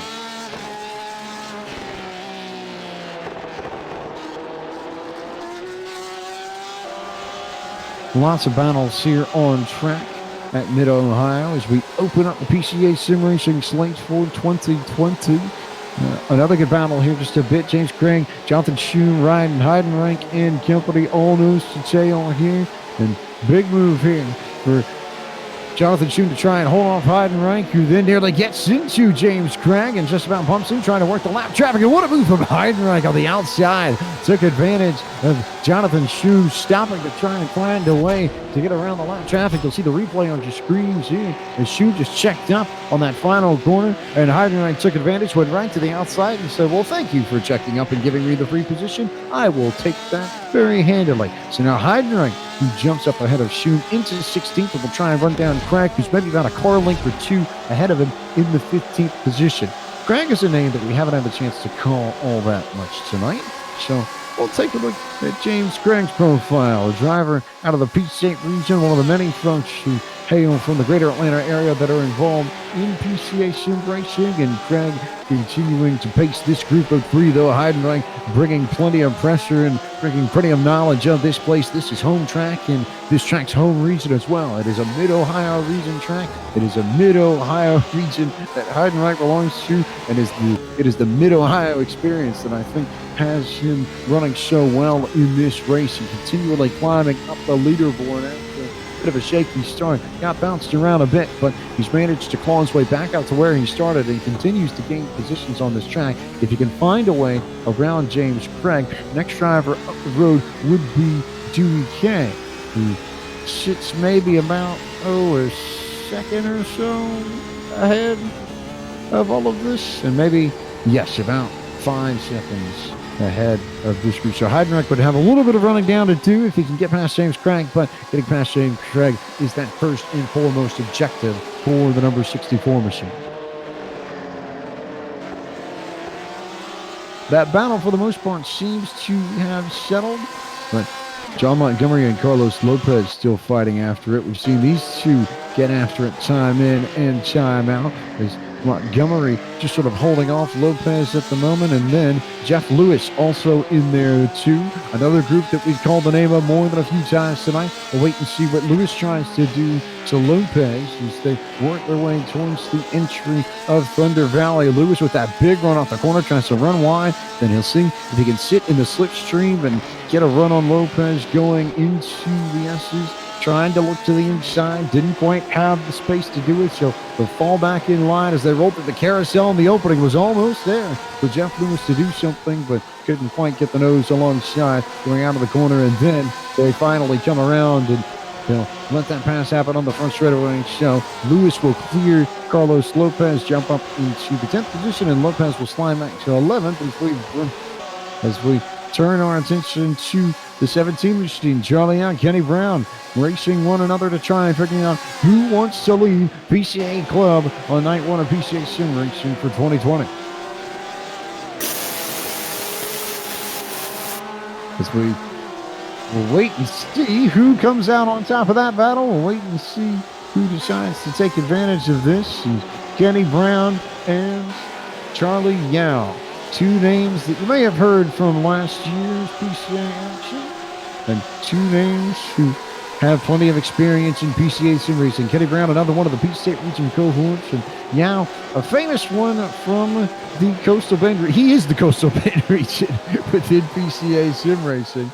So, one of the drivers from way down south in Texas. Mission, Texas is where Charlie Yao calls home, but you'll know it better as the city near Brownsville, Texas, and then Corpus Christi and Laredo, Texas, all down that very southern panhandle of Texas. If you follow the Gulf of Mexico, that's the Coastal Bend region of the PCA, one of the southernmost regions in all of the PCA within continental North America. And Charlie Yao putting on a great show for everybody here and trying to find a way to come home with the PCA Club victory as Kenny Brown has come down pit road for service.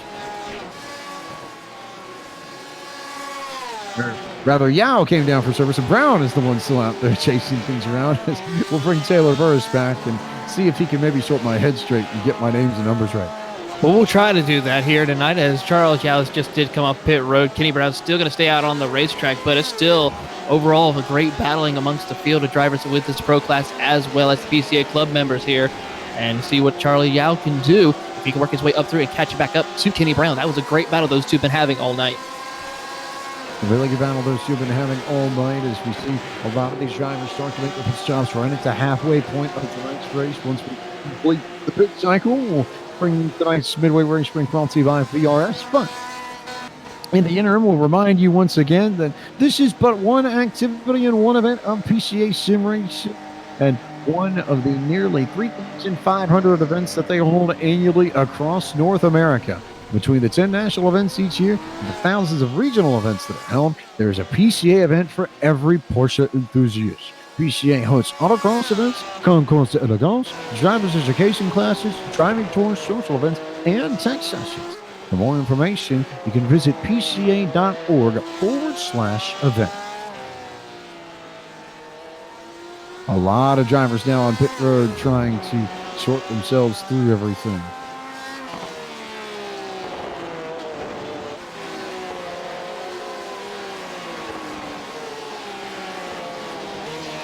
A lot of drivers continuing to push on through the madness and just make sure that they survive, I think, more than anything else.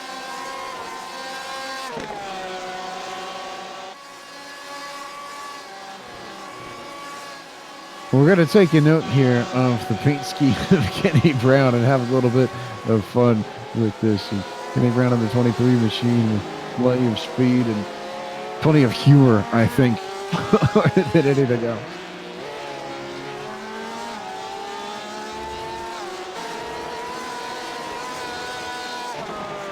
For those who are uneducated and those who haven't totally nailed it down, technically speaking, the 911 RSR is not a target car, but with a little bit of creativity and magic, you too can make your GTE level Porsche look like it's got a top down and you can enjoy some of the sunshine here in Ohio. And it'd be a nice day too, technically speaking. This is iRacing Day, May 15th, 2020, the default day for racing within the sim. For those unacquainted, and it's the default day for racing. You can pick a time. You can pick the morning, like we have now, or the afternoon, or the late afternoon, or the evening, or dead of night, and go racing. Or if you decide to hop into the beta UI iRacing, you can pick whatever time and day you want. The software is so advanced that it will replicate the weather just about to a T. You need cold temps in the middle of December and low sunlight, we can get you that. You want the high baking sun of 4th of July, like some folks will see at Indianapolis this year, we can get you that as well. Whatever your preference might be. Or if you want the dead of night at the World Center of Racing and you want to practice a deep night run at the Rolex 24, also an option for you as well. Indeed, iRacing has a lot of different options that you can utilize to help you test and tune to hone your skills on any track that you want to race, like you brought out, at any different time you want to race at. So it's a great service here on iRacing of what they're able to accomplish and what you can be able to do here on this amazing sim.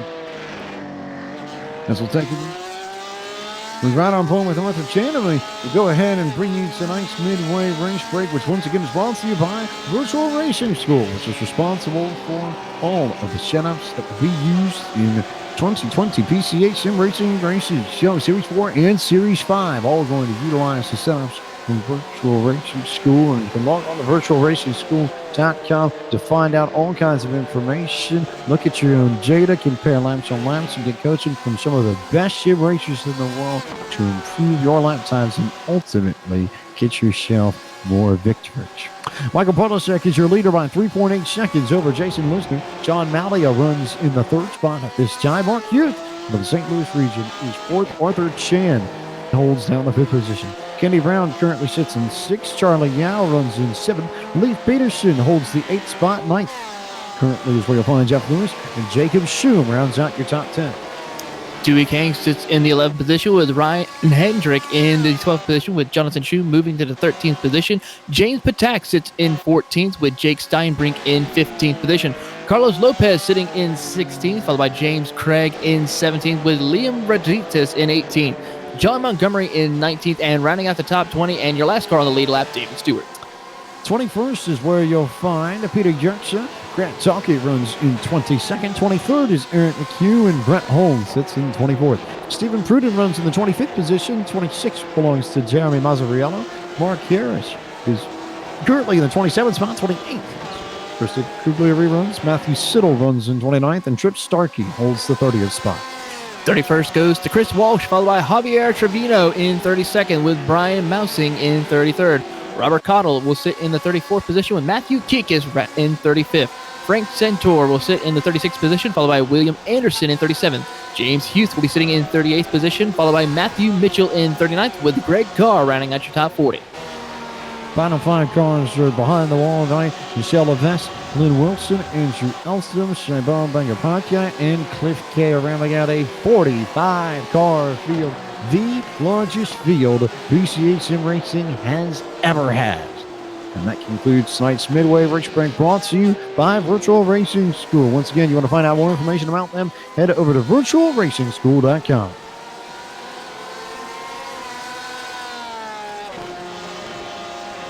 It is all Michael Polisek at the front of this field, and I have to believe, after all the close calls that he had last year, Taylor Burris, that this is a redemption story for him. This is a chance for him to prove that the consistency has gotten better from Series 2 and 1 and 2 in particular, and that he can not only run at pace in a lot of these races, but can win them. Still needs to find the victory, but he's closing in. Only has about 20 more minutes now before he's got the win. He's going to try his best to do that. Still a lot of racing left to go, 20 minutes. He still holds a great lead over Jason Lisner for the time being, but still, can he be able to keep it clean, run consistent lap times in order to take home the checkered flag here at Mid-Ohio? I think safe to say he can possibly do that here tonight. We keep our eyes peeled between Leif Peterson and Jeff Lewis. The 913, the 927 nose to tail with one another as they try and figure out who wants to take advantage of all of this and who wants to be the driver that makes all this happen, gets it all done, and comes away with this position at the end of the day. It's going to be critical to see what happens. I mean, both him and Lisner have been strong competitors all season long last year, who running up inside the top 5, top 10. But now that these are the two top dogs to watch for this entire season, Lisner a strong competitor here right now tonight as well, as he's trying to keep pace with the 45 of Michael Polasek, as Polasek is doing a very good job negotiating through lap traffic. Polasek just picking off these cars one by one. Lisner trying to hang with him, but Polasek with plenty of strength, plenty of speed, no issue. The lights come on as he runs everybody down into China Beach and is going to try and clear Steven Kugler for position. But a really, really beautiful run up to this point for Michael Polasek in that 45.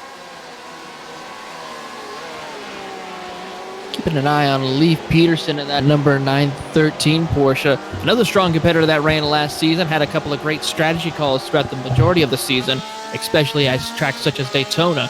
But he is trying to work his way up through the field right now, currently sitting in the 8th position. Let's see if he's able to work his way up and catch up to Charles Yao. We'll see what happens as there's the big run for Jeff Lewis to try and get around Peterson, and he manages to clear Peterson and take over that 8th position. Jeff Lewis started 43rd position and has climbed up to 9th.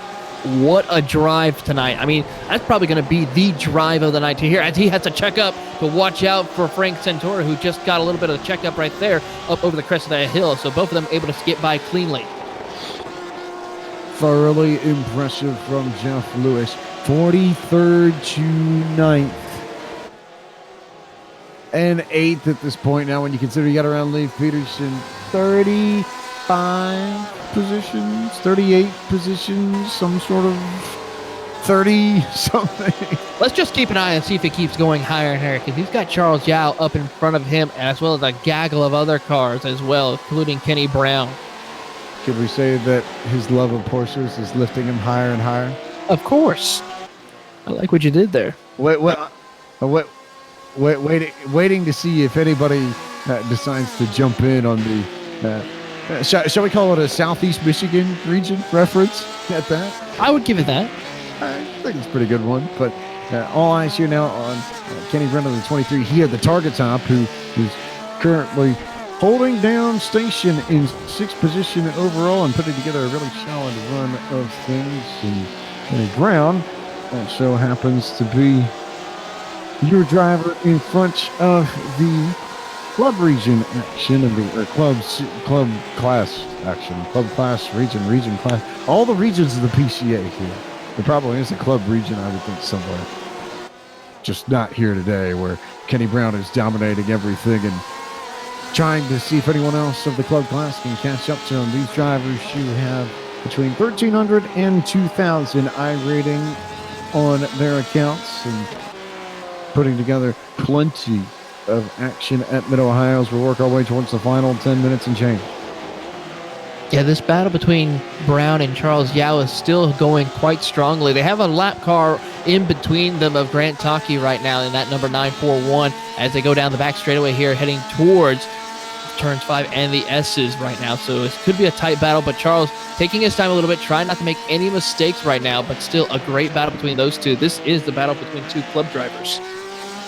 And Kenny Brown, Charlie Yao, those two racing for 6th and 7th overall with the club lead. But all eyes here still on Michael Polasek, who is still in control of this race, but maybe not necessarily the only battle worth watching here. And we could slide back, and will slide back at this point, to James Patak and Ryan Heidenreich. Heidenreich, a name that we've called more than a few times tonight already. Patak trying to chase him down and not run too far away, and attacking that oh-so-famous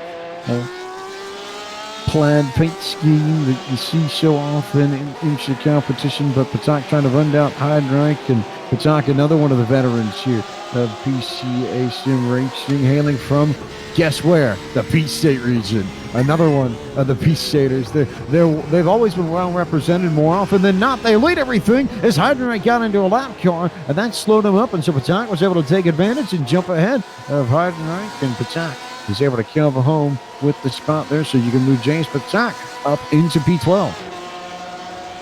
Patak was always had a strong contention last season, as well as he's working his way up. Actually moves up to 11th position now in that number 721 in that plaid car, as he's working his way up towards the keyhole. As we see Ryan Heinrich right behind him, trying to close in late into the braking zone up to the keyhole. So a great run to see if he can be able to close the gap, get a good run off corner exit to keep up with James Patak. Just trying to hang on to the back of Patak is hiding right now. He was in control of that spot a lap ago and got into trouble with lap traffic. It didn't really have anywhere to go after that. So all eyes will be waiting to see if Heidenreich can jump in. And in the meantime, we'll turn our attention to Liam Radzitis, another one of the drivers with plenty of experience here in PCA Sim Racing. And Radzitis, another one of those Upper Canada region drivers. Radzitis always was a strong contender last season as well. He just got put a lap down by our current race leader, Michael Polasek, and still is trying to put the pressure on to get back on the lead, the lap, but it's going to be difficult for him, a tall order, because he's also battling with James Craig and for that 16th position as they go up over the hill. Polasek a little bit aggressive, try to see if he can get to the inside of Craig. Couldn't quite make it work this time, has to back off just a little bit to see if he can get to the corners. Lights flashing at the front of Polasek's car to try and get some of these lap cars out of the way and make sure he doesn't get caught up, because he's got Jason Lisner still out on his heels, and there's still nowhere for Michael Polasek to go. You see just how intently he's got those lights flashing. He's trying to find a way around them, and all of a sudden, here comes Jason Lisner into view, and there's absolutely nothing that Michael Polasek can do about it as Heidenreich gets moved by Lisner. And if Michael Polasek doesn't find room, finally is able to clear James Craig, but not before Jason Lisner cuts Polasek's lead down to just over half a second. You got to remember also, Craig, even though he is a lap car down, he is also battling with Liam Radzitis as well. So he was trying to do everything that he can to keep a car in between him and Radzitis, as they now see Lisner hard in the brakes, almost get to the back bumper of Craig as they go to the keyhole. Now still almost gets another tap as they go down the back straightaway. And so now it's the same issue that Polasek dealt with about half a lap ago. Now Lisner's the one who's stuck, and it could get very hairy here, but Lisner's able to clear and get ahead of the battle. So those two go side by side, nearly run into one another coming into China Beach. And now it's Lisner who will try and continue to clear lap traffic and chase after Polasek for this race lead, which all of a sudden has gotten very entertaining as we approach the final 8 minutes of tonight's race. 8 minutes to go for Lisner to try to find a way to get by Michael Polasek. He's a little bit too wide as they come through Thunder Valley now, is approaching turns 12 and 13 up towards the carousel right now, but is able to recover nicely. Still gaining on his competitor, Michael Polasek, both at that time. Oh, contact right there in front of him. Chris Walsh goes around in front of Michael Polasek as they continue on. This is what Lisner needed.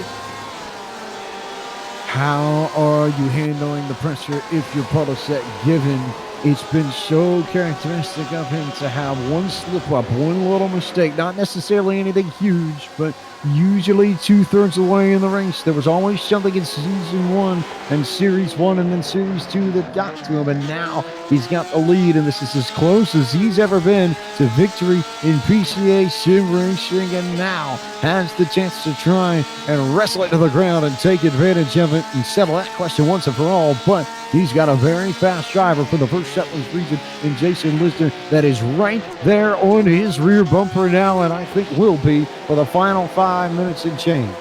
Costing up over the hill as they go through Thunder Valley once again. Lisner all over the back bumper of Michael Polasek, looking for an opportunity to get to the inside or the outside as they come up through the final half of Thunder Valley. Into the corner they'll go. Up through there they will now continue on through. Polasek still holding on by about a car length over Jason Lisner as they head to the carousel.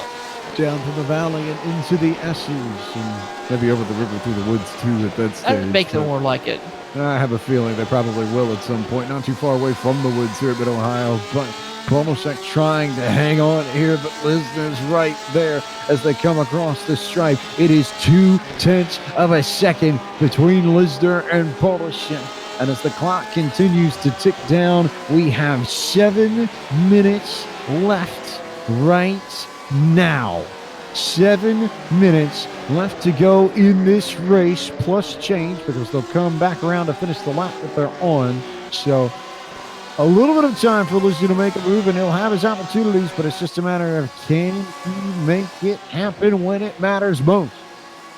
Well, there's another thing also to think about too there, James. They're coming up on more lap traffic as they come through China Beach area, climbing up over the hill to head towards Thunder Valley. This is going to be critical for both Lisner and Polosek to be as clean, smooth, hit their marks as best as they can. And you see Lisner right there try to get it underneath them.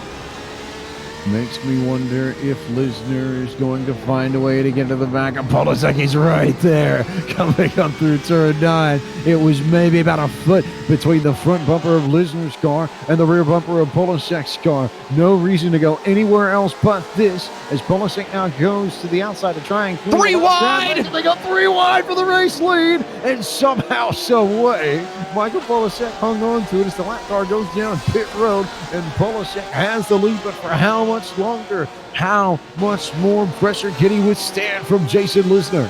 These are our pro drivers. These are our best of the best here in the PCA Sim Racing Series as they now approach the keyhole once again. Polosek holding on for dear life. Lisner putting the pressure on that he needs to try to get back up into the race lead as they come out of the keyhole down the back straightaway. It is 31-23 versus 58-76. If you're wondering the iRacing battle, advantage Lisner. Don't know if that's anything that Polosek's got in his head, but you see Lisner bouncing around, looking for lanes, trying to find entries into the course. They work their way over to China Beach. No chances yet. They crest that little tight hill and then come down the hill again. Polosek still in control of this, but all sorts of pressure behind in the form of Jason Lisner, a former winner from Series 1 of the PCA, and trying to get it done with a victory to open up Season 4 in the premier race, in the premier class of PCA Sim Racing.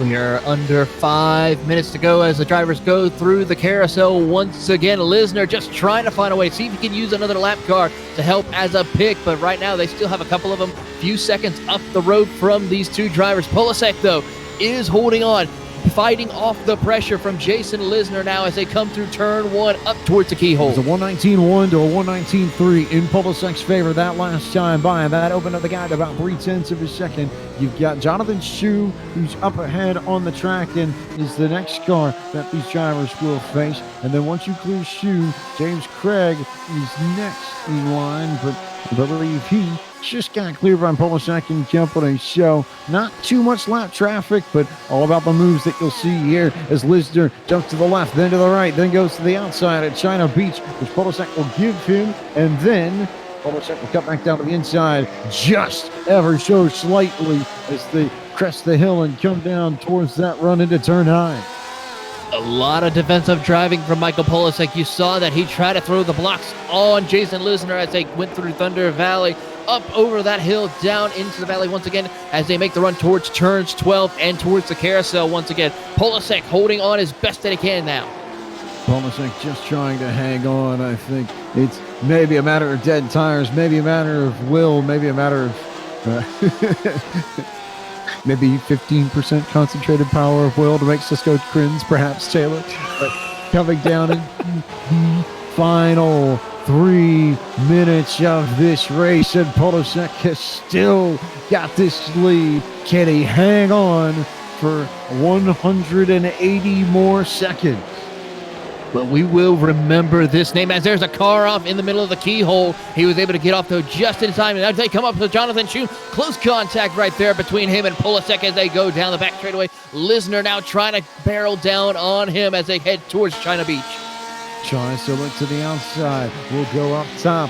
Polasek will give him that space again. Lisner will try and cut it over. Try to get to the inside there as they crest that little hill just at the top of China Beach and they get the run. That's been the move Lisner's tried to pull the last 2 or 3 laps, and he just hasn't had the place to do it. Just hasn't had the opportunity to make it happen. He's got to try something different now. He's right there. If Polasek makes a mistake, he is there to capitalize on it, but he's got to also try and find a different way around, as it looks like that listener cannot seem to make that pass through that section. He's got to try something different.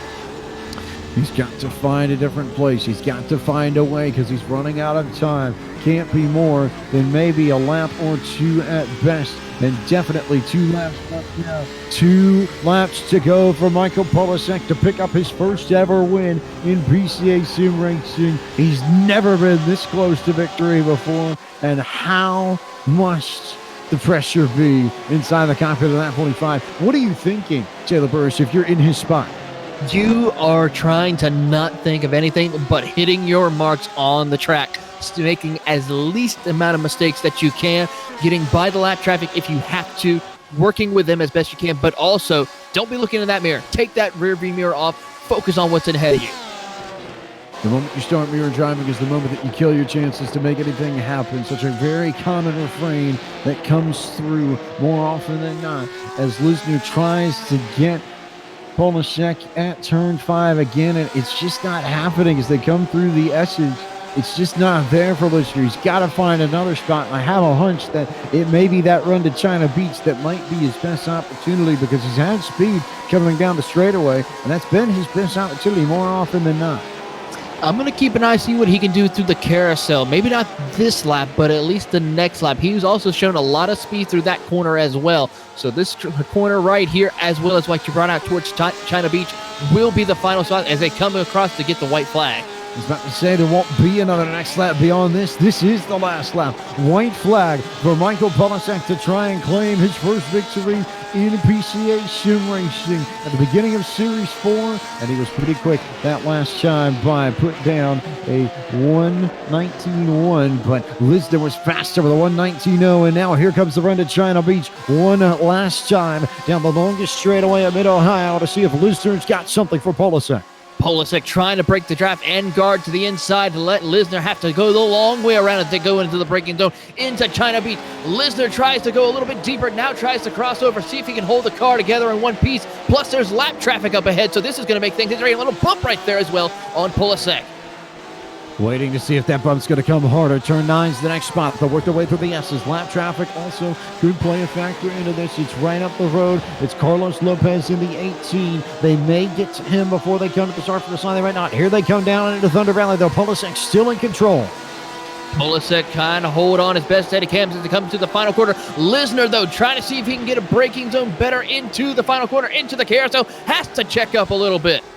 Had to check up there through the carousel. One more corner. Michael Polasek comes out of the final corner, and at long last is a winner in PCA Sim Racing over Jason Lisner, who fought him tooth and nail in the final quarter of this race and gave it everything he had. But Polasek, using lessons learned from the first year of PCA Sim Racing to maintain the consistency and get the victory, as John Mallory comes away and picks home P3 as Kenny Brown is going to try and wrap this up and should be in good shape to win the club class. And Kenny Brown comes home with victory in the club class race over Charlie Yaz. So chalk one up for the Peach State region to open up 2020 for PCA Sim Racing.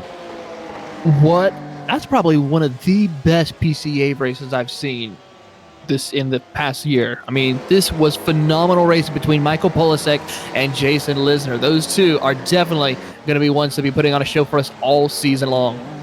Just incredible stuff, I think, the whole way around, and just the drive from both of them. I can't wait to interview both of them because I know there's going to be so much to be said in these post-race interviews and so much to talk about for Michael Polasek and Jason Lisner and John Malloy, who had a great run and came home P3, and even Kenny Brown and Charlie Yao, who finished on the podium in club. So It's going to be phenomenal. I mean, those drivers have shown exceptional skills. I mean, this is why we have this class right here, our pro class and our PCA class. I mean, these drivers are phenomenally skilled, and it's great to see these drivers back out here once again for another great year of PCA Sim Racing. What's his celebration going to be? I think that's the big question. What has Michael Polisek got lined up? Is he going to find a way to celebrate? No, just park it. Get a good screenshot photo and just pause it there, which gives us the opportunity to pause and go to the full field rundown to tell you where your favorite driver finished. Michael Polisek out of the northern New Jersey region is a winner in PCA Sim Racing over Jason Leisner, who finished second. Third went to the 690 of John Malia, and Mark Youth finished in fourth. Fifth was Arthur Chan on the 87. Kenny Brown is your winner in the club class and finished sixth overall. Seventh of the runner-up in club was Charlie Yao. Jeff Lewis comes home with the 8th spot. Ninth went to James Patakin. 10th to the 913 of Leif Peterson. Dewey Kang will come home in 11th position, followed by Jacob Schum in 12th, with Carlos Lopez coming home 13th, the last car on the lead lap. Ryan Hendrick will come home in the 14th position with James Craig in 15th. Jonathan Schum will come home in the 16th position with Jake Steinbrink in 17th. 18th will go to Peter Yerkes, followed by Grant Taki in 19th. Rounding out your top 20 will be Liam Razitis. David Stewart came home in 21st this evening. 22nd was Brett Holmes. Jeremy Mazzariello finished in 23rd, and 24th was Stephen Guglieri. Matthew Siddle finished in the 25th position. 26th was John Montgomery. Mark Harris came home in 27th. 28th belonged to Chris Walsh. Stephen Pruden and Eric McHugh round out your top 30. Brian Mosing will come home in 31st with William Anderson in 32nd. Matthew Kikas will come home in 33rd with Frank Centaur in 34th. Trip Starkey will come home in the 35th position with Robert Cottle in 36th. Matthew Mitchell 37th with Greg Carr in 38th. 39th goes to Javier Trevino with James Huth rounding out your top 40. 41st was Michelle Levesque. Lynn Wilson was 42nd. 43rd was Andrew Elsom. Cliff Kerr 44th and 45th. The final car in the largest PCA Sim Racing grid of all time, Sebal Banyo-Padhyay. 45 cars in this race to open up Series 4 of PCA Sim Racing. And now we turn our attention to one man who has to be ecstatic, elated, and all the above. Michael Polisek, you are a winner in PCA Sim Racing, and I know that means a lot to most people, but given everything that you went through last year to get to this point, does it make it all just a little bit more special now that you finally got P1? I think that words cannot describe the emotions I'm feeling right now.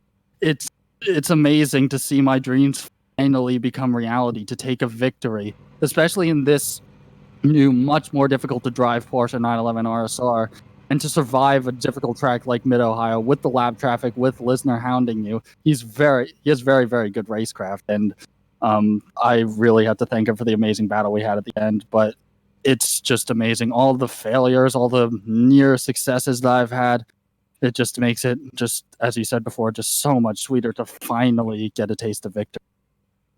It was a point that we made on the broadcast, and for those who didn't get the chance to watch a lot of Series 1, and you mentioned it yourself, that you had tons of speed in a lot of these races, and then there'd be some little mistake. It never was anything big. It was always something just enough to take you out of contention for victory and slide you back to P2 or P3. So, how did you find a way to learn from all those mistakes and make sure that tonight didn't go the way so many of those races in year 1 did? Well, I mean, I learned from all my failures, all of just either pushing too hard or getting nerves, getting the best of me. So what I did for this race was I just played it safe. I didn't push at all. I just drove the car at a relatively reasonable pace to try and stay ahead of everyone. And because of the cold tires and how that makes the car just so much more slidey and so much more unpredictable, I took it easy the first lap. I waited for everyone to make errors, and then I just cruised on home. I took absolutely no risks, didn't push at all, and I'm amazed that that ended up.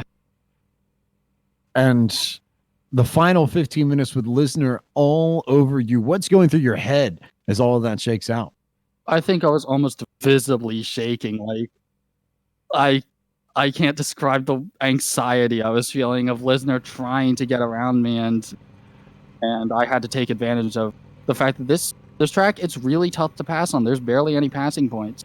So what I did was I pretty much just parked it on the apex, made sure that there was no way for him to get around me, and I tried to make the already wide 911 RSR even wider so that he couldn't find a way around. But that was probably the most intense battle. I would say so. I don't think any of us in the booth question. It's one of the best duels we've seen in the history of PCA Sim Racing, and you are on top. But I know there are a lot of people that make it happen for you and get you to this position. So, Michael Polisek, Porsche Club of America Sim Racing race winner, who do you need to thank for making it possible?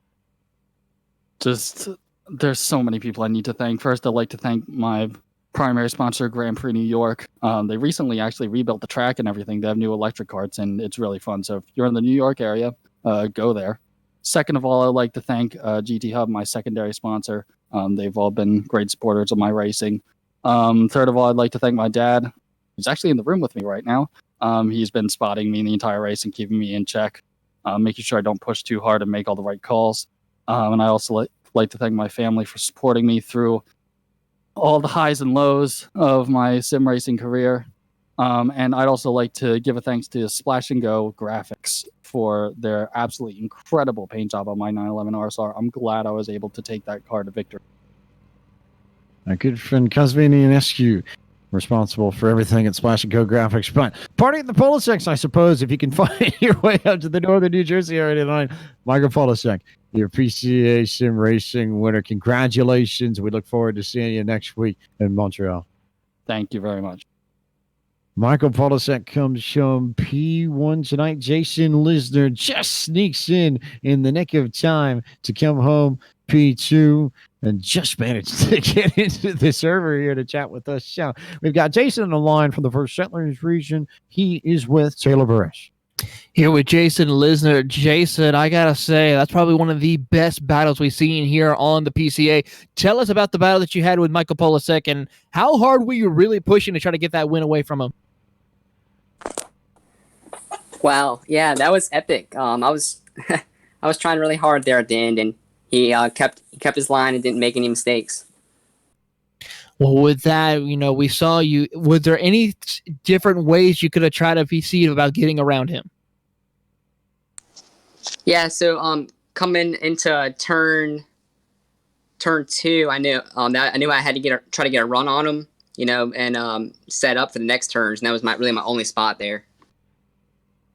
Well, with that, the season now is underway here. Can you see about getting another win or getting a win this season and taking this fight to Michael Polisek for the championship? Yeah, I'm going to give it a shot. All right. Well, before we let you go ahead and thank all the people who help you race from week to week, as well as, where you're, which region. Yeah. I think we might have lost Jason. He'll pop back up. I'm not excessively worried, but I know everybody in. I'd like to thank the First Settlers region, my local region, and of course my family. Of course, and we look forward to seeing your racings for the rest of the season, Jason, and congratulations on your podium finish. Thanks. Jason Lister comes from P2. We'll slide now to the club class podium, and we get to bring in at long last, because it wasn't just a first victory for Michael Polisek tonight. It was a first victory of any kind for the Peach State region of the PCA. Everybody down in Atlanta probably very ecstatic, and Kenny Brown, you are the man that delivers it to them as the winner in the club class of tonight's PCA Sim Racing race event at Mid-Ohio. And I have to believe pretty special, especially when you consider the kind of legacy within this community that your region in particular has. Yeah, it's pretty amazing. This is the first time I didn't even know where to go to find the podium channel, if that tells you anything. So, yeah, it's pretty exciting. It was good racing, and we had a lot of good fun. It looks like the Peach State, or at least everybody's participating in the Peach State now. It looks like we took the entire podium in sports club, so it's pretty cool. Had a great battle there with Charlie Yao. Just about as intense as what we saw with Michael Polisek and Jason Lisner at the front of the field. So just talk about what it was like racing with Charlie.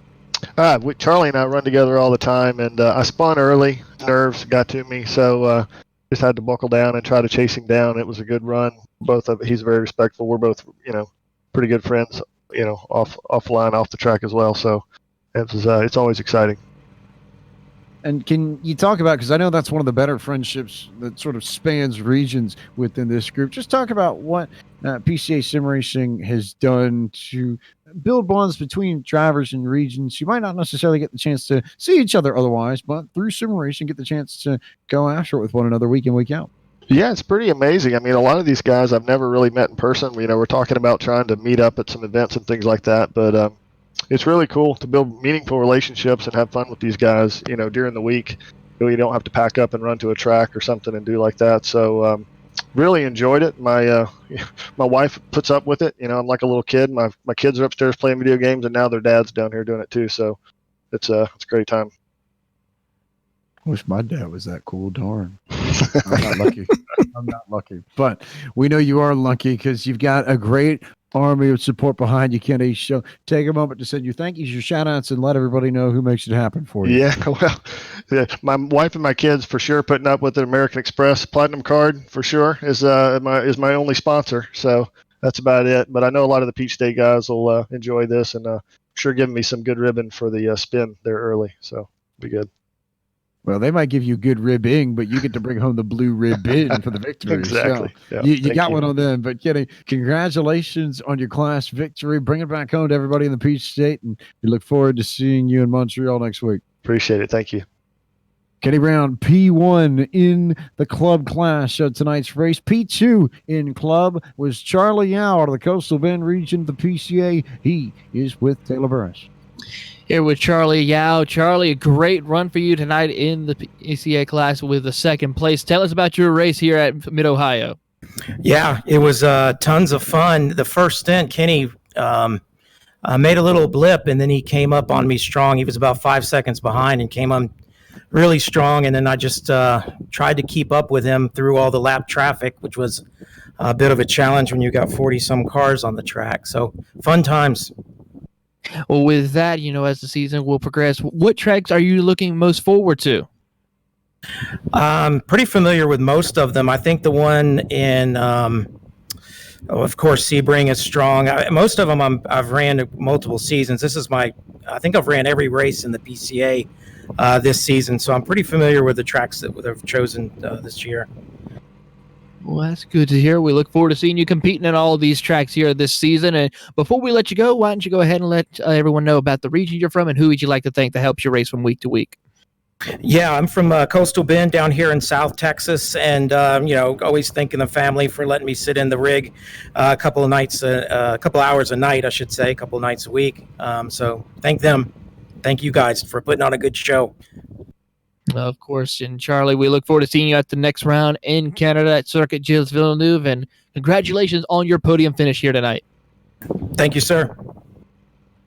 Charlie Yao comes home P2 in club this evening. P3 in club, another one of the familiar faces to those who have been around PCA Sim Racing for a while. Out of the metropolitan New York region, Dewey Kang rounds out the podium in club. And Dewey, plenty of midfield battles, plenty of tricky stuff to battle with at Mid-Ohio. And just take us through what it was like, especially being in the middle of that field where so much seemed to happen, especially in the opening few laps.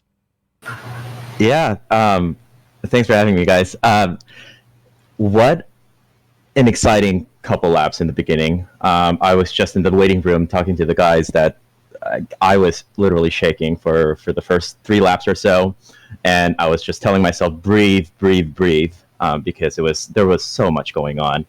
Fortunately, I was able to navigate my way around it. And I got lucky. I feel very lucky about that.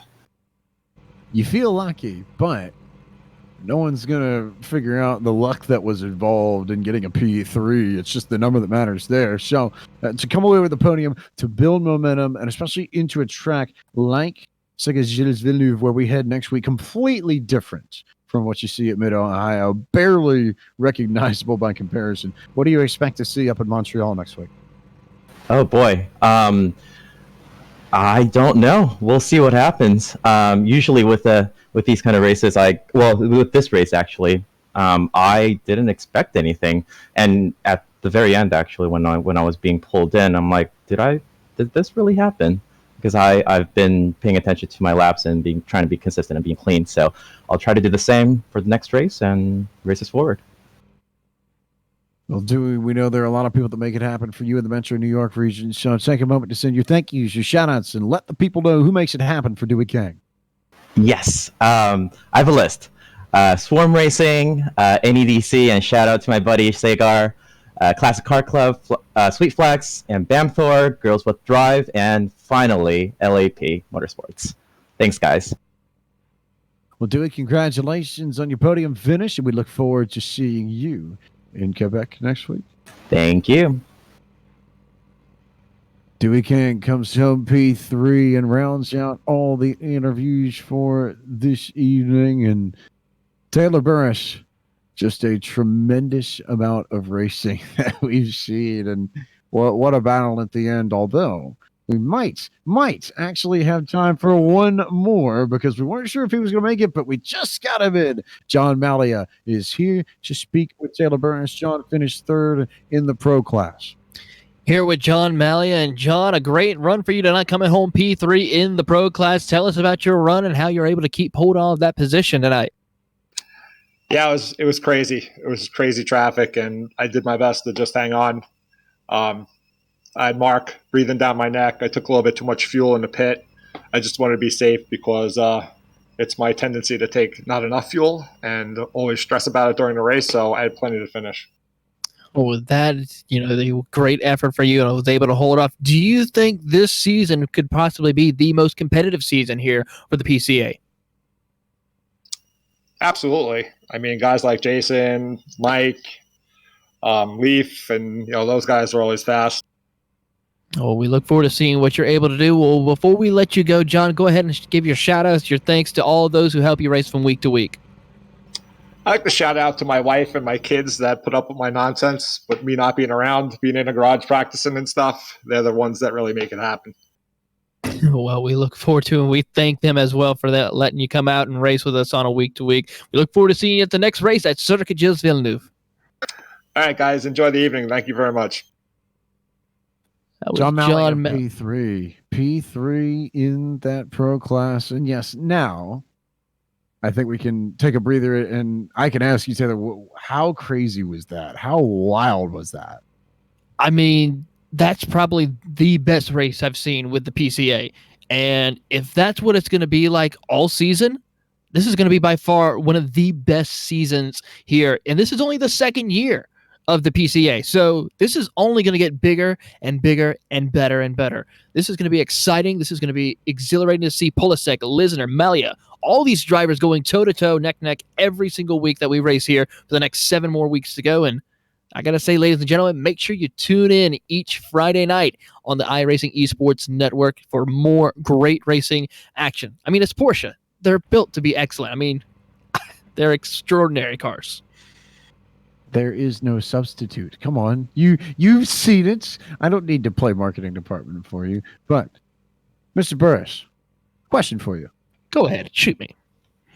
Monsieur Burris, je ne sais pas le pas français? Oui? No? Oui. Oui. Fair. At least he's honest about it. Well, don't worry, because even if you can't speak French, all you need to know, just watch these guys, and they will do their best to laisser le bon temps rouler as we see how the good times roll up in Canada on the Ile Notre Dame, where we turn our attention to the Circuit Gilles Villeneuve, the second round of 8 in this Series 4 of PCA Sim Racing. We'll be back at it here on the iRacing Esports Network next Friday night, March 13th. Going to be a tremendous amount of fun, and if it's anything like this, talk about a debut from Mid-Ohio. I think the crowd spoke very well when they said they wanted this place. It was the most requested track for all of the PCA Sim Racing drivers after the first year of competition, and it has made an incredible debut into PCA Sim Racing with tonight's event. Cannot wait to see what comes up when we get to Montreal next week. Also, before where you get the chance to jump into next week's action. A reminder of what you can see over on the Podium Esports Twitch channel, our usual home, twitch.tv/Podium Esports. The Game Age Series is in action tomorrow, and then Tuesday night, we jump into New Worlds, the Road to Pro Series for iRacing's NASCAR ladder fires up from Daytona International Speedway. Truck racing for the World Center of Racing kicks off at 9 p.m. this upcoming Tuesday night, March the 10th. This should be very entertaining. And then another round of racing from the Esports Racing League and the season debut of the Cars Esport Tour, ERO, from Atlanta. And then Cars Tour action from Southern National. A whole host of events to keep up with on the Podium Esports Twitch channel. We can't wait to bring all of it to you before we return here to the iRacing Esports Network next Friday night for round 2 of Series 4 of PCA Sim Racing from Montreal, Canada. That will cover everything in tonight's broadcast, and that will do it for all of us at Podium Esports. So for Gary Sexton and for John Theodore, for tonight's producer, Cisco Scamosa, and for my colleague, Taylor Barish, I am James Pike, the voice of Podium Esports. Thank you so much for watching tonight's broadcast and the Year 2 debut of PCA Sim Racing, and we will see you next Friday night on the Second City's venue.